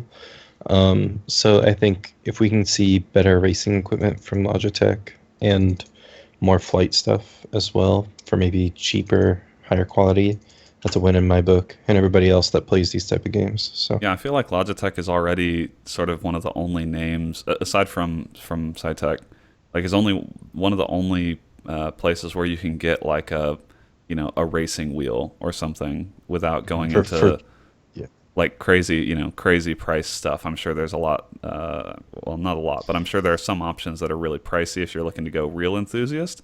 But like, I think I remember having a Logitech racing wheel, maybe a decade or more ago, that I would use for stuff like Need for Speed and whatnot. And so like Logitech has been one of the only places you can even get some of that stuff. And so I agree that like if it seems like they would bring on SciTech to basically bolster some of the things they do already, and especially with VR becoming more of a thing, then like I think they're maybe looking forward and seeing that things like racing wheels or flight sticks or other things that those may see like a resurgence of some kind with VR, maybe making some of those experiences way better. So yeah, it seems like a good purchase. I look forward to seeing stuff in VR that's things like a flight simulator, for instance. I could absolutely see being a way better experience in VR. Because right now I have 3 monitors, and like flight sim will be probably cooler in 3 monitors than it would be on 1. But really the neat thing with a flight sim or something like that is it's like looking around and kind of getting immersed in the world. And so anyway, I think Logitech seems like they're probably on the ball with this stuff. And oh yeah, that's a match made in heaven. Yeah, definitely. In VR. All right. Well, next up, Chinese Overwatch is going into open beta. Finally, I'm just fucking kidding. Paladins, the newest game from Hi-Rez of Smite and Tribes Ascend fame. It's Paladins is their newest competitive multiplayer shooter, which regardless if you want to, there has been some drama on just how similar it is to Overwatch, and that a lot of people would say outright, copying of some of the abilities concepts. But regardless, it's now launched into open beta, so if you want to get your hands on that, you are now free to do so through I believe it's like through the Hi-Rez client, right? Like you can just go through there. It's also on Steam now. Yeah. It's on Steam. Oh, okay. Yeah, cool. But I haven't tried this in a while. I tried it back at I tried it a couple times last year, like at TwitchCon. It was there, and I think a couple other shows, and I enjoyed it. But it's probably changed a whole lot, and obviously it does. It does definitely bear some resemblance to a combination of Overwatch and TF2 in terms of some of the heroes. So make of that what you will, but I'm sure it did have some interesting elements, like the cards. They sort of had like a card element in the game that I'm probably not too knowledgeable enough to speak on now, since I'm sure it's changed a whole lot since I last played. But I think this game could be interesting. And like the one thing with high-res games that I have learned definitely after Tribes, and I think Smite went through this too, is it's like a blessing and a curse, but they are not afraid to make massive changes to their games based on feedback. And so like the Paladins that you played maybe a year ago at a show is probably way different from the Paladins that went in open beta earlier this week, and that is probably way different from Paladins as it will exist a year from now. So if you kind of want to be part of that ride, then Paladins could be like a really interesting game for you.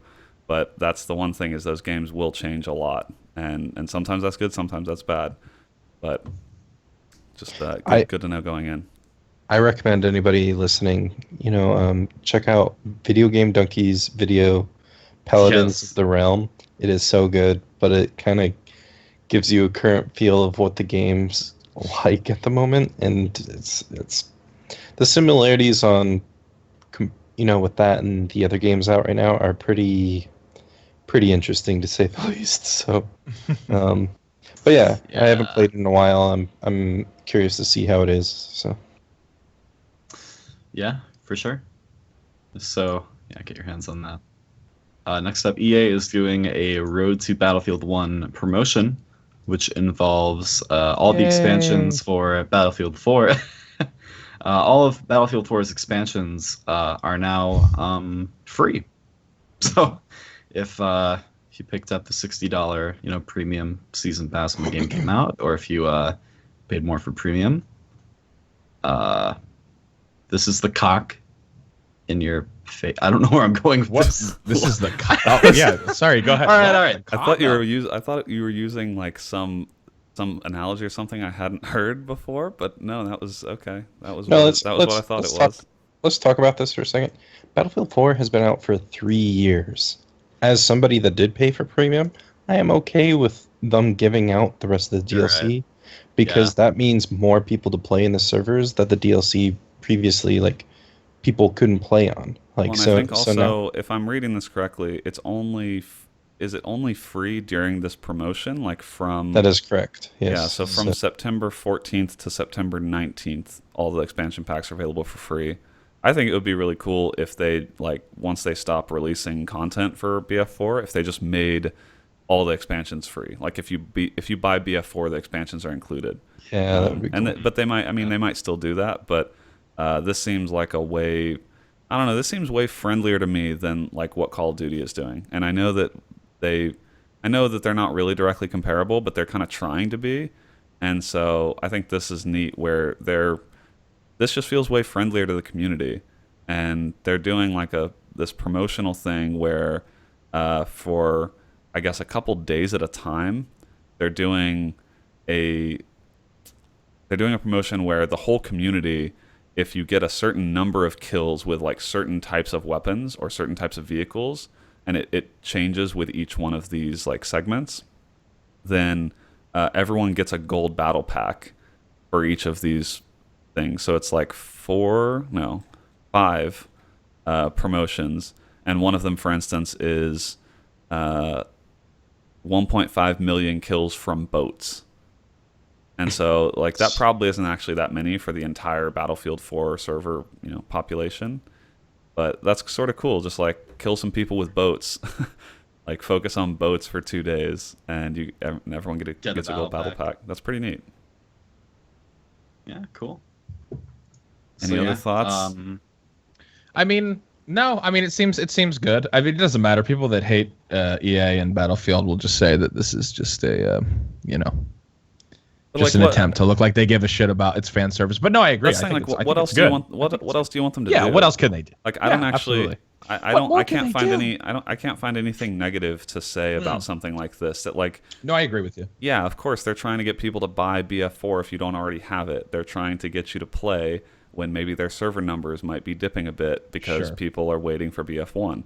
All of that is that's perfectly fine and reasonable, and I agree that they're probably doing these things to stem some of that. But I think that's what else do you want them to do? I think getting the community involved and doing promotions like this is what we should be asking for more of this, because I think the most you ever really see from other games, I'm thinking Call of Duty specifically because I'm in this Call of Duty Battlefield dichotomy mindset, but Call of Duty just does double XP weekend. And it's that's not I mean, how many that's not creative. That's been done. So I think doing things like this, which is hey everyone, for these 2 days, everyone try and get a whole bunch of shotgun kills. It's kind of dumb, but also kind of neat. Yeah, that's neat. But so also, just BF1 needs to be here. I know, I agree. I cannot wait. But so that is something I did play the other night. If you tune in every Saturday night here on Twitch, we do have a Battlefield night here. And we normally play Battlefield 4, But I imagine once just pay attention to our Twitter every week to see what we're playing. But I am just so pumped for Battlefield 1. So this is gonna get me to play more Battlefield, and I just can't wait. It's gonna be blast.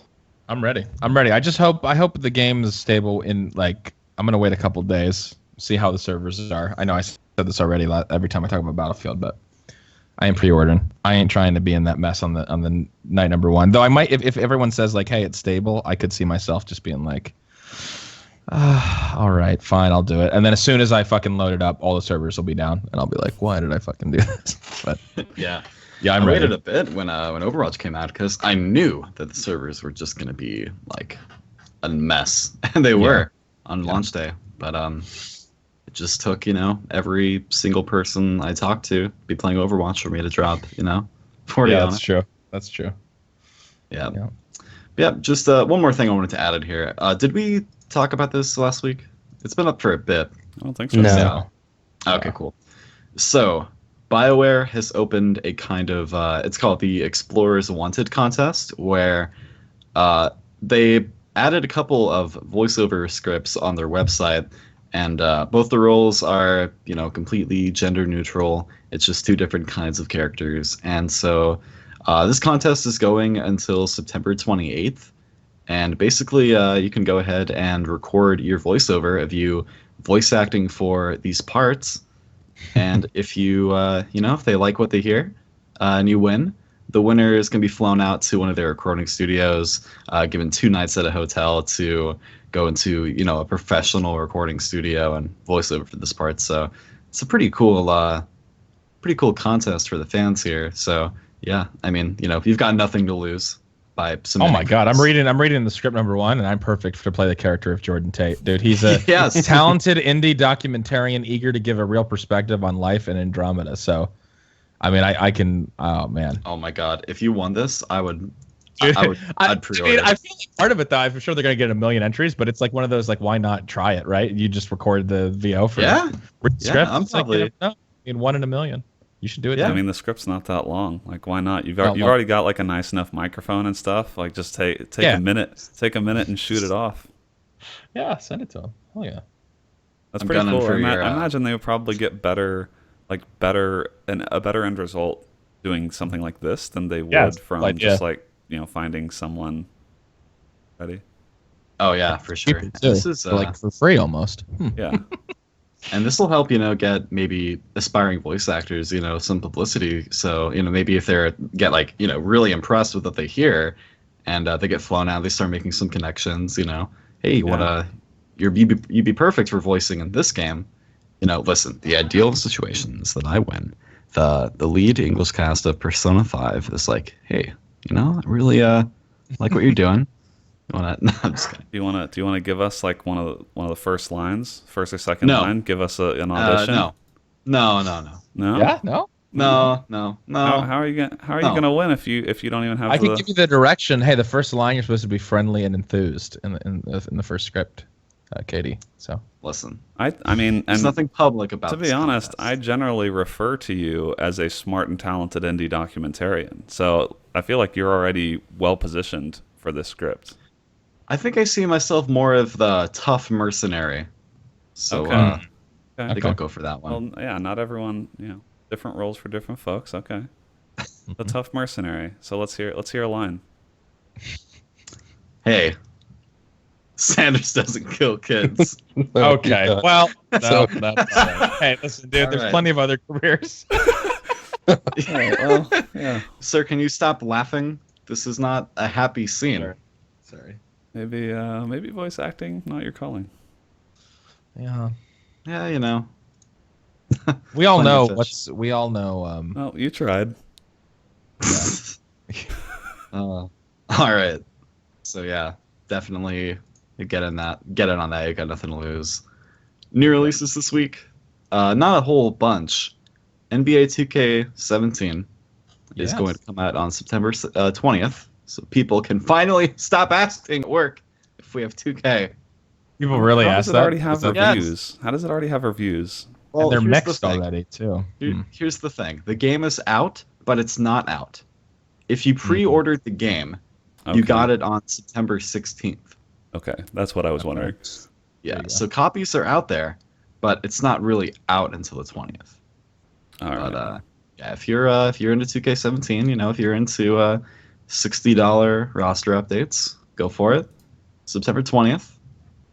Also, all of these are on September 20th. Okay, H1Z1 King of the Kill is going to leave early access finally on September 20th. Which if you've seen H1, it looks like the superior game mode. One person to check out, Sandy Ravage. He's got some pretty good. He streams H1Z1 King of the Kill all the time. Really entertaining stuff. He's just a beast at the game, dude. All I ask is that on September 20th, you just tweet at Jimmy Wiz, tell him congratulations on the launch of H1Z1. Yes, definitely. And, always. He loves it.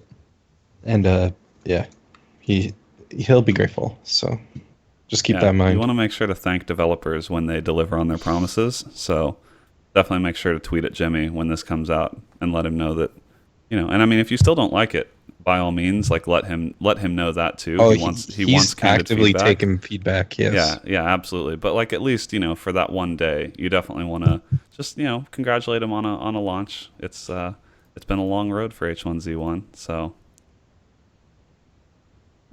yeah, for sure.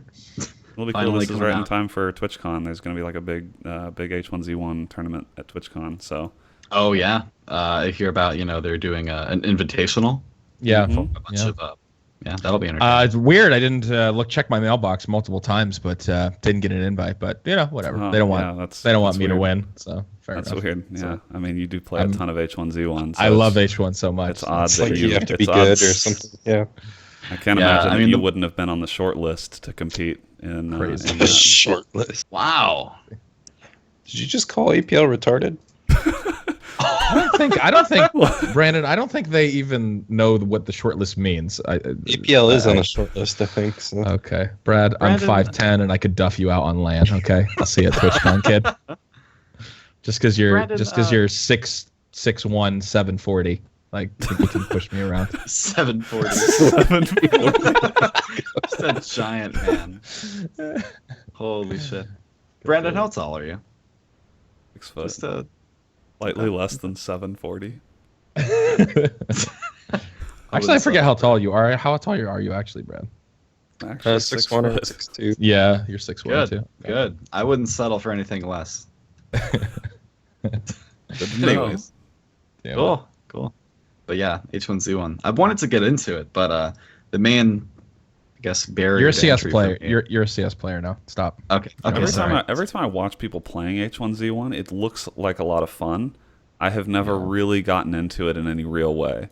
Like I got into DayZ a bit back in the like the earlier days of DayZ. Same. I played DayZ way when it first came out. Yeah, and like I remember. Yeah. I mean, I remember having. I did not play DayZ that often, but the times I did, I had a lot of fun. But then DayZ was obviously kind of broken and stuff, so it sort of fell off. But H1Z1 has sort of like been I feel like the renaissance of survival, because DayZ, like people sort of move from DayZ to H1Z1, and whenever I see people streaming it, I'm always like, man, that looks like a lot of fun. Like I should hop in and give this a try, and I just haven't done it. Yeah, it's just things like 20th, just try it out. Tweet at Jimmy Wiz what you think. And yeah, well, now that it's coming out of early access officially, then maybe that's my call to give it another shot. Cute. Maybe I can be in the TwitchCon tournament next year. Yeah. Hopefully it's not. The main thing is like hearing that it's really buggy is what kind of thing. And I hear about apparently a lot of hackers and things like that, but what can you do? Anytime you encounter a hacker, just tweet their username at Jimmy Wiz, and he'll take care of it. That's the best way to go about getting someone banned. But yeah, he's the back end of developer man, just admin. Yeah, for everything. All you have to do is tweet a name at him, and they're gone. They're done. Yeah, ignore what it says in his Twitter profile. It's just he still helps out. Yeah. God, miss Jimmy, though I've never spoken to him. Wow. Spoken like a true internet kid. Listen, the first time he was on was when I put in a Katie Zen question, and That's just seeing true. the way he reeled back in his chair, just I had genuine affinity for that man. Oh, okay. Okay. I'm So gonna shake his hand. Okay. Okay. What does that mean? But finally, on the new release segment, episode 2 of the Batman Telltale series comes out on Figured. September 20th as well. Figured. it's pretty fast turnaround because the first one only came out like a month and a half ago, right? Yeah. You said triggered APL? Did you not I like just Telltale's triggering after this whole week. I yeah. played the first episode. It was okay. It was decent. People like, but again, I don't know. I'm starting to. I don't even like the Minecraft story mode. Put such a bad taste in my mouth. Like, I might just be over the. I don't know. I didn't feel like the story was compelling enough. Like I liked it. The first episode of Batman was okay, but I don't know. I mean, maybe it'll get a little bit better. Okay. In episode 2, but it was decent. But after playing Minecraft story mode, like the shit I just took looks decent. So I don't know. That's not. Do you feel like your perception on Telltale games has really gone down after Minecraft? It really Story Mode? has. It really has, and I've enjoyed Telltale. Like it really has. But Minecraft story mode really took a chunk out of my desire to play Telltale games anymore. Also, I really didn't like the Game of Thrones one they did. I only got through 2 or 3 episodes, and I thought that was not good. it was rough. So I mean, they've made some good ones, but I don't know. I mean, they're fun stream games in the sense that like. I think just for the stream part of it alone, it's pretty good. I don't know. Like, would I play them by myself? Like, would I give it enough of a shit? Probably not. Though the Wolf Among Us, I think Walking Dead, at least early on, people really like that series, and also I really do. Tales from the Borderlands is incredible. Just like again, aside from the like, you don't even play the fucking game, whatever. Yeah, but as far as story and all that,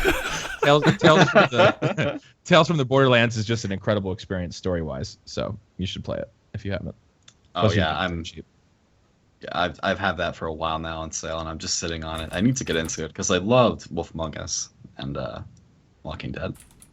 But yeah, it's gonna do for the new releases. Viewer questions. This is gonna be a milestone for me. This is the first time I've ever introduced viewer questions. You know, like we were saying, this was the cream of the crop of my cat. Well, okay, no, that wasn't the right phrasing. This was no. Stop, shut up. This is the cherry on top of the podcast cake that I would look forward to every week. Boom. That's a lot better. So you were trying to say cake, not cat, just to confirm? Cat? You said cat. You said cat. All right, we're going to have to You check said the tapes. something cream of the crop of something? The cat. I said cat, but maybe you. Goodness. Okay. All right. It's Okay. fine. Fair enough. Rawlski, Twitter. Yes. He asks, just finished my build thanks to the KBMOD guides. What is the one game a Mac-bound gamer should experience now that he has a PC? Well, I think just getting the Half-Life classics out of the way, just so you can just say, like, So then you can make Half-Life 3 meme jokes. Yeah. Definitely. yeah. But I think some of those are worth playing for sure. Like those are just kind of like Portal too. Just all the Valve games, just like you should touch. Well, if he's had a Mac, I'm assuming based on this Oh, that's question, it true. sounds like he's had a Mac. So he might have already played some of those Valve games that are on Mac OS. That's true. Yeah, I But forgot. that's a pretty short list though. Like most games, especially historically, did not come out on Mac. I'm finding not myself sure. like going through my like Steam library here, like checking if any of these games are on Mac or not.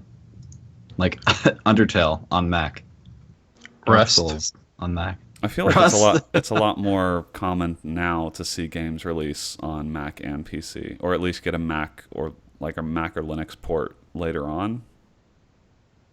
Yeah. Dark Souls 3. That's not on Mac. Oh god. Pick that up. What? Yeah, It's a that's fucking not- good game.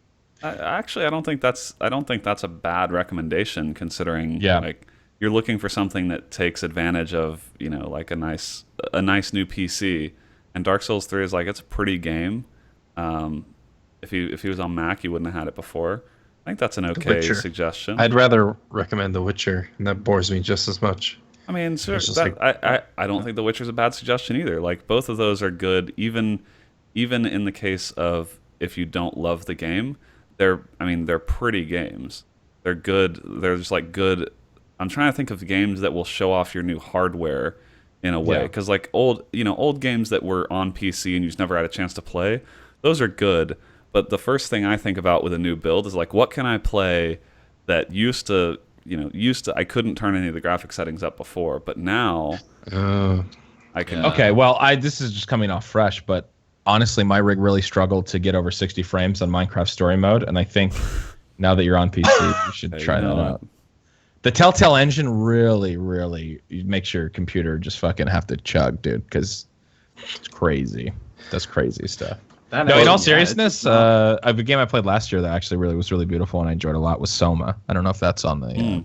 I'm just thinking more recent. Ooh. I'm thinking more recent, but that game was really good. More people need to play Soma.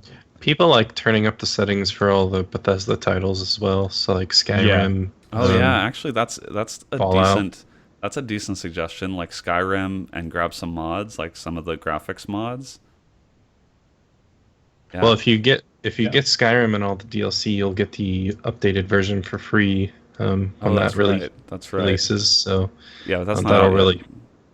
Yeah, so that's something I'd recommend picking up. So Another one too, Resident Evil 4, its PC version is probably the best version of the game right now. It was really yeah. fun to see. And that one's not on Mac. So if you've never played that one, absolutely must play.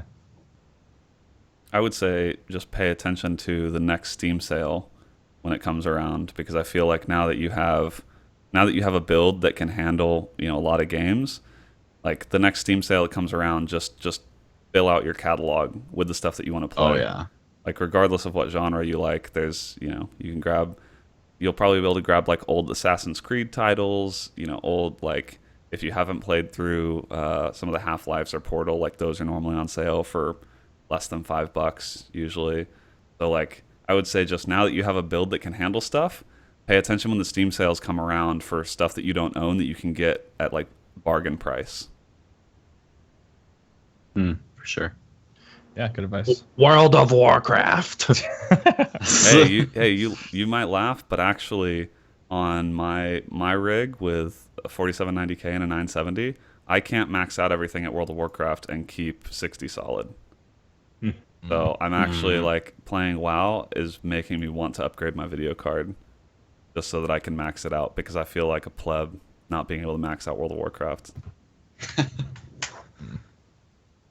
All right.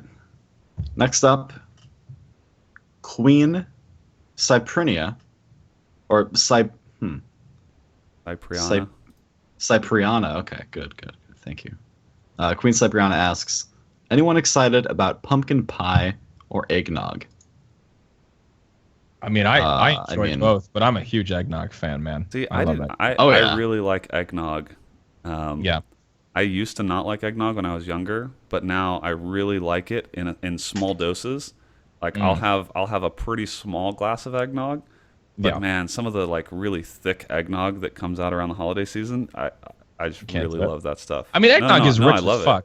Oh, you love it. That's what I mean. It's like that's the thing though, is it's super rich, and so I'll have a really small glass of it. Like I won't drink a glass of eggnog the same size as a glass of milk, for instance. Like sure. It's gotta be, I think that's fair. Small, I think that's totally portion. fair. Yeah. I don't think No, I fucking down that shit, dude. Down the whole thing. I can only drink so much eggnog because if it's so like to where I'm like you can drink it like water, Brad. I can't do that. I mean, I enjoy it, but I like it to sip. I sip it where it is. I'll drink water or milk or other things, and I might gulp.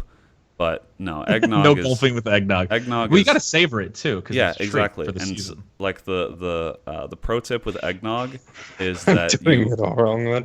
Maybe I am. Brad's gulping like he's getting gallons of eggnog and milk jugs and just. No, that's the thing. I'm always upset because I drink too much like of it, and it's like, fuck. Now I want more. So. Damn. Okay. Yeah, so you gotta kind of reset your consumption patterns with eggnog. I'm working on that 740, Yeah, I was just about to say that 740 is making a lot more sense. You're gonna have to. I bet if you drank 2 gallons of eggnog a day for a year, you would be at 740 quicker. Oh, in no time. God, that shit is so calories. It's fucking crazy. The pro tip with eggnog is that you put a few dashes of nutmeg on top. Mm-hmm. It's so good.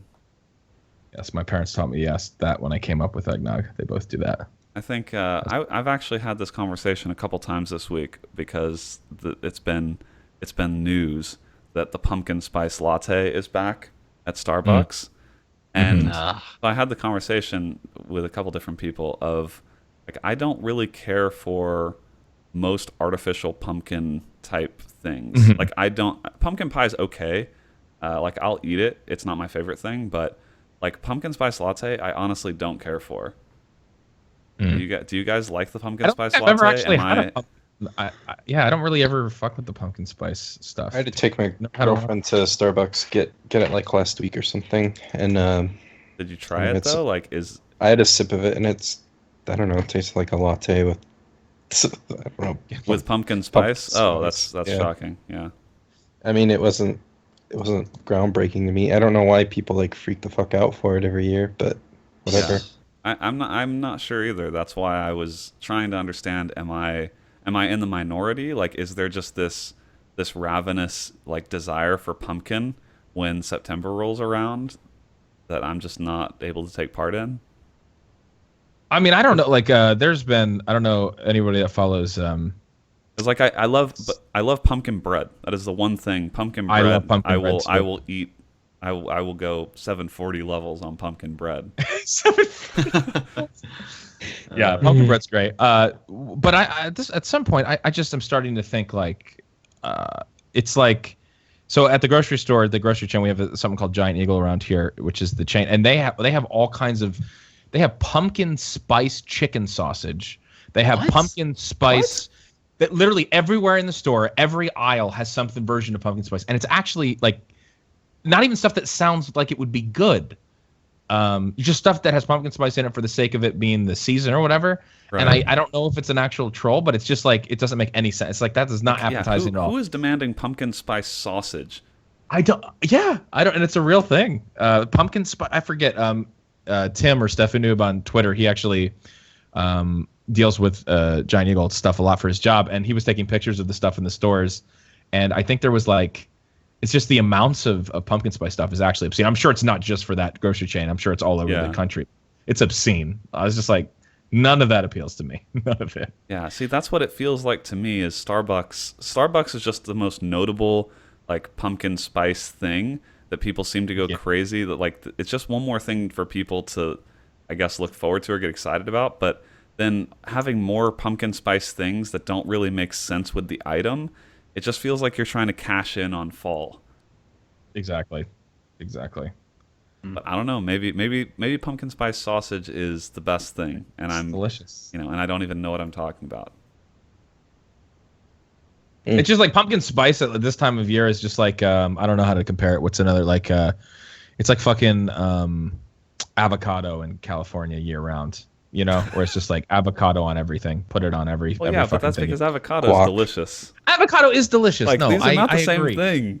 No, I know it's not It the kinda exact is, same though. thing, Like, but you're- it kind of is. what you Like you don't need interpret it avocado as- on everything you've ever fucking eaten in your life. It's good, but it doesn't need to be on everything. But it's I not. don't I mean, I don't know. There's no hardcore marketing push around avocado. I mean, There kind of is, though. I feel like it has to be the avocado farmers. Look, I'm Pushing not, look, avocado I'm and not going to have you talking bad about big avocado on this cast, okay? That is not the same thing.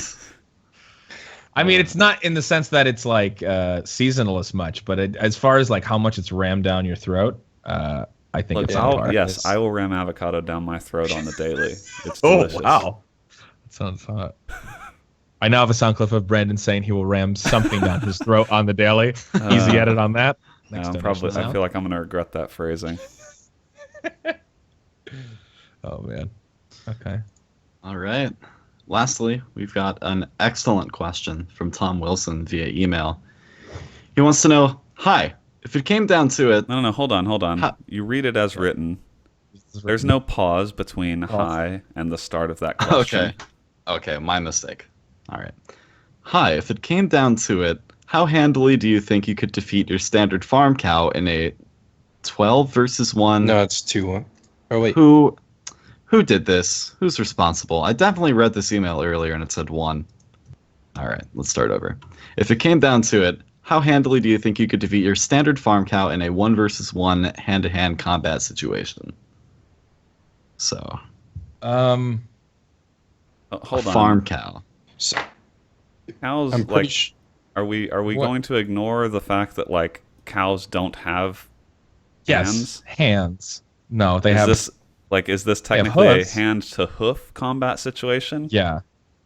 I think we I might don't be know. taking it too literal there. Well, but- I mean, look, I'm trying to get the ground rules to understand how So- I answer this question. I wanted to introduce something that we can use.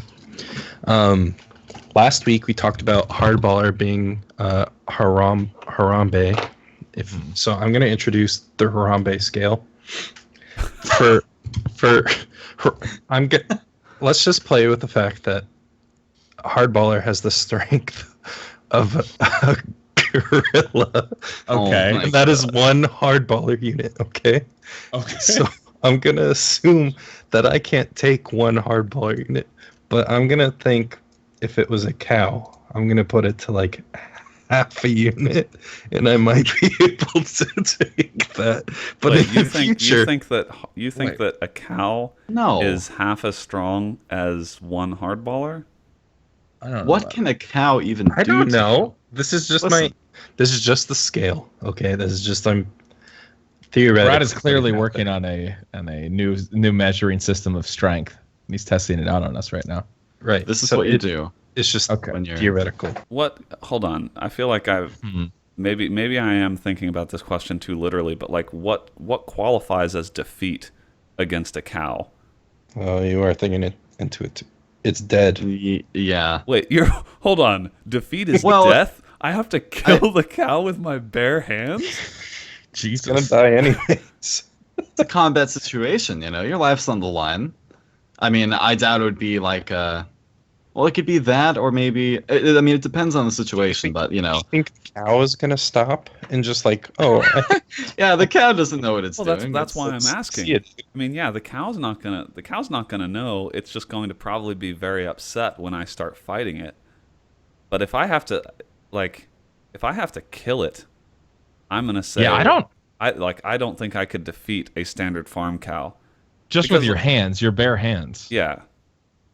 This is It's what you do. hand-to-hand combat, so you could use your feet and stuff. So Well, Even then, I don't think a cow's gonna That's allow not you what I'm to- concerned about. Okay, I'm not Yeah. concerned about like being able to kick it instead of you're punch being it. literal. I'm being literal in return. So One I- versus one hand-to-hand combat. I don't This is even what think you if I do. did some kind of like weird leg grip around the thing's throat that the cow wouldn't just throw me off. No, mean- way. No, listen, this is what you do. You lock on, okay?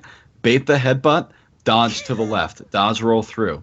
Then damn you start kicking. You know, you hear about cow tipping all the time. You just have That's to come at true. it from the side. You give it, a drop kick. It's on the ground. It can't move. From that point, you No, that's can not. But either hold on. the cow will like, either cow concede. tipping is just because You they're ever- asleep. Yeah, It's not they're like they asleep at that can't- point, It's not Katie. like they can't get up when they're down. It's just because You ever they're like there's I mean, you if you're ever seeing talking a to- cow, like What? on their side, like get back up, it's probably very difficult. I mean, I'm sure they can do it. it's not difficult. Show me a video. all the They're time. they're a four-legged animal. How do you think dogs get up? They turn over And they're just and then not they use something- their Listen. legs. When my dog is on its side, it like struggles, it makes weird noises, it has to exert a lot of energy to get up.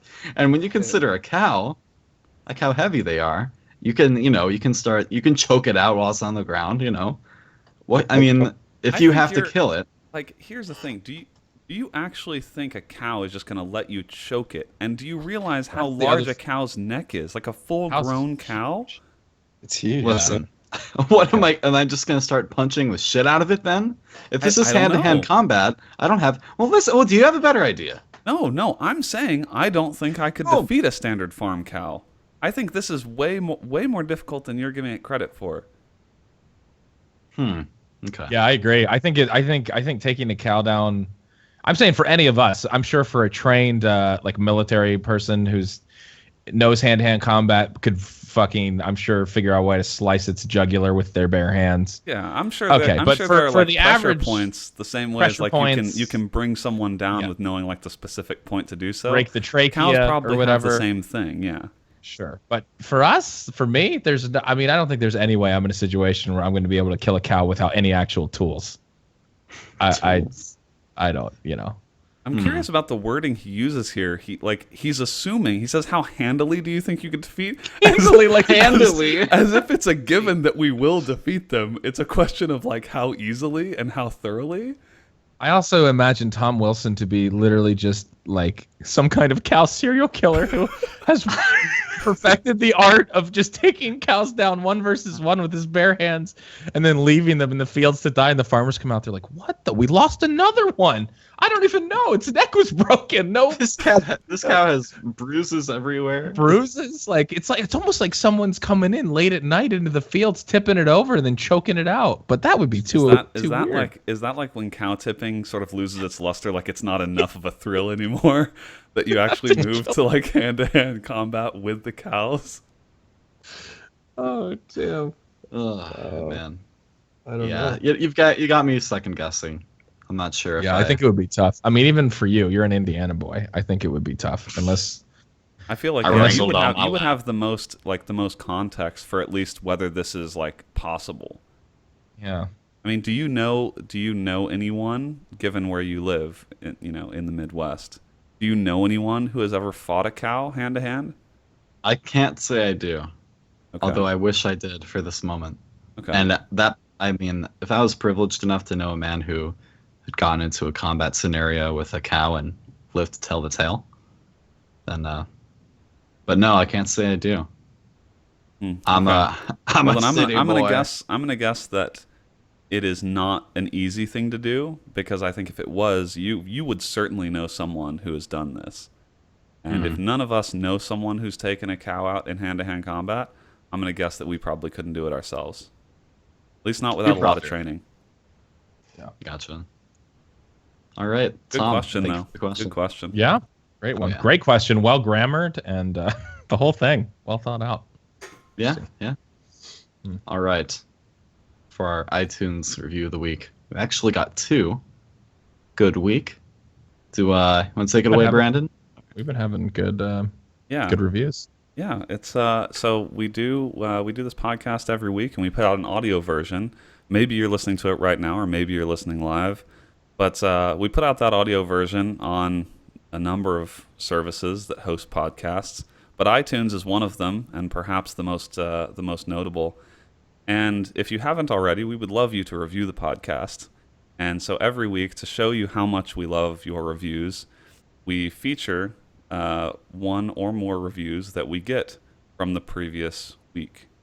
And so all you have to do is go in your iTunes account, and you go to our podcast section. So you just type in KBMOD. I think we're the only result. Or if you type in KBMOD and you can't find us, then like you probably have larger problems than leaving a review. Yes. And so leave us a review. The only thing we ask is that you give us the rating we deserve, which is what, Scott? That would be 5 stars and not 5 a stars. star less. 5 stars. That is the rating we deserve. And so give us that rating. And then that is the only qualification for potentially getting featured on the cast. So we have a couple of reviews this week. So thank you for sending those in. And I think the first one, which is the one on the bottom here, Scott, I think it seems like this one is right up your alley. Oh, absolutely. This is amazing. So this first review comes from Billy Ray C. Hodes, which I had no idea that Billy Ray, I believe, the famed country singer and father of Miley Cyrus, Billy Ray Cyrus. I believe the C is for Cyrus.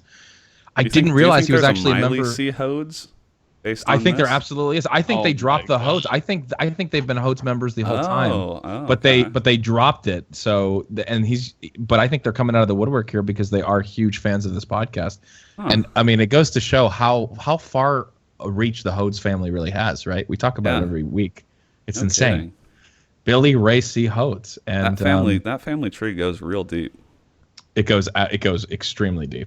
It actually goes slightly wider than it does deep, but that's neither here nor there. I wonder if he's fought a cow one. Yeah, I feel like Billy Ray may have in his upbringing at some point. The title of the review is "Long-Time Listener, First-Time Reviewer," And this is what Billy Ray C. Hodes has to say to us. This is easily the best podcast I've ever experienced and is so worth the 5-star rating that I spent the time to trudge through iTunes to create an Apple ID in order to leave a review, only to remember, and then in all caps, after the fact, that I had already created one. Wow. So this guy, Billy Ray C. Hodes, created an Apple ID, made a new account, but then had forgotten that he had made an account years ago. So he really went the extra mile.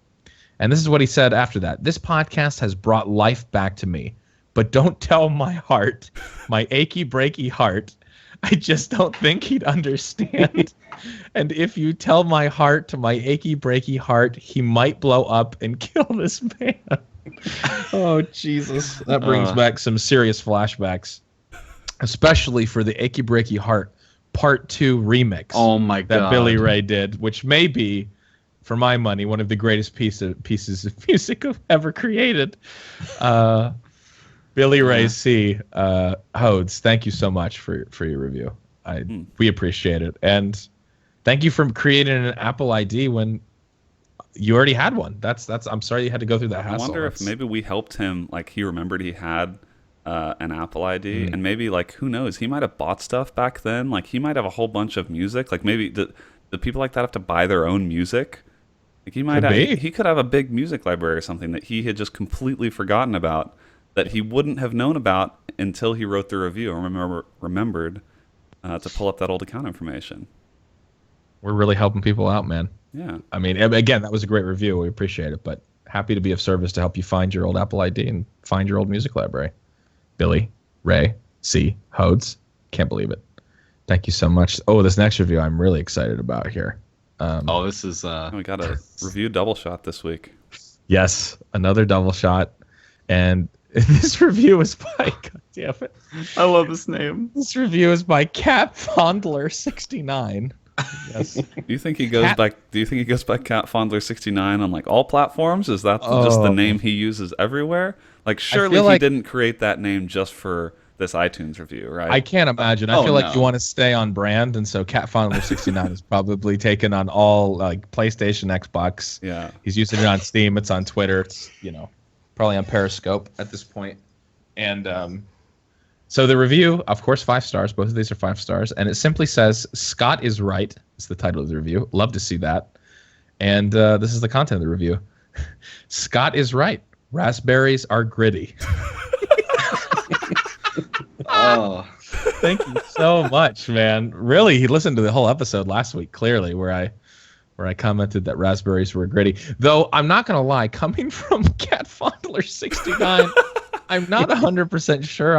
Are you sure you want to be on this side of the fence? Yeah, I'm not sure that actually helps my case at all, to be honest. So, I mean, thanks for the review. I mean, in a short and sweet one, and just he clearly wanted to get his point across. That it's good to have allies in the raspberries are gritty department, but it definitely makes a statement that he used his entire review just to agree with you about the grittiness of raspberries. I feel like that's must be a strongly held viewpoint. Like, I have to imagine he was sitting there during that section of the cast just seething whenever any of us that weren't you was talking about that. Yeah, exactly. Wow, 2 very solid reviews, man. Billy Ray C. Hodes and Cat Fondler 69. So see, if you needed any more reason to write a review, it's like, you can write kind of a story, you can write a longer review, or, sometimes shorter reviews pack just as much a punch. Exactly. Yeah, fantastic. All right. That's going to do it. Episode 250. Thank you guys so much for watching. 250,000 episodes. Done. Yeah, I mean, say it like that. It's real scary. Good Lord. Oh, man. 250,000. Getting there.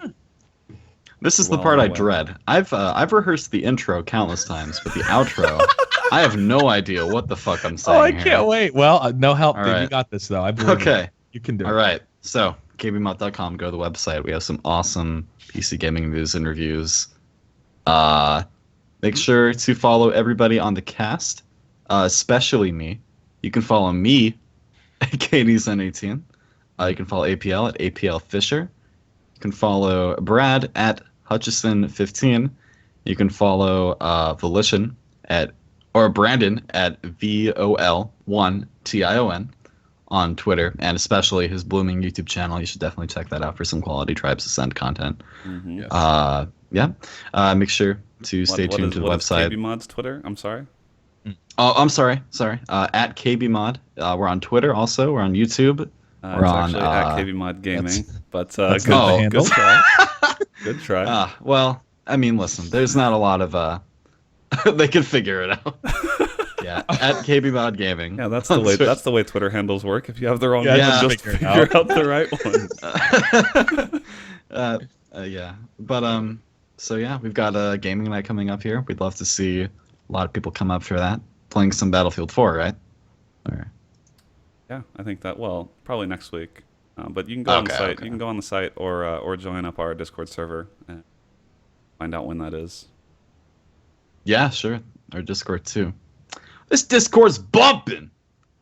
Should definitely go on there. No? Okay. All right. Well, thank you guys All so right. much for watching and listening, and we will see you next week for episode 251. Later. Yes,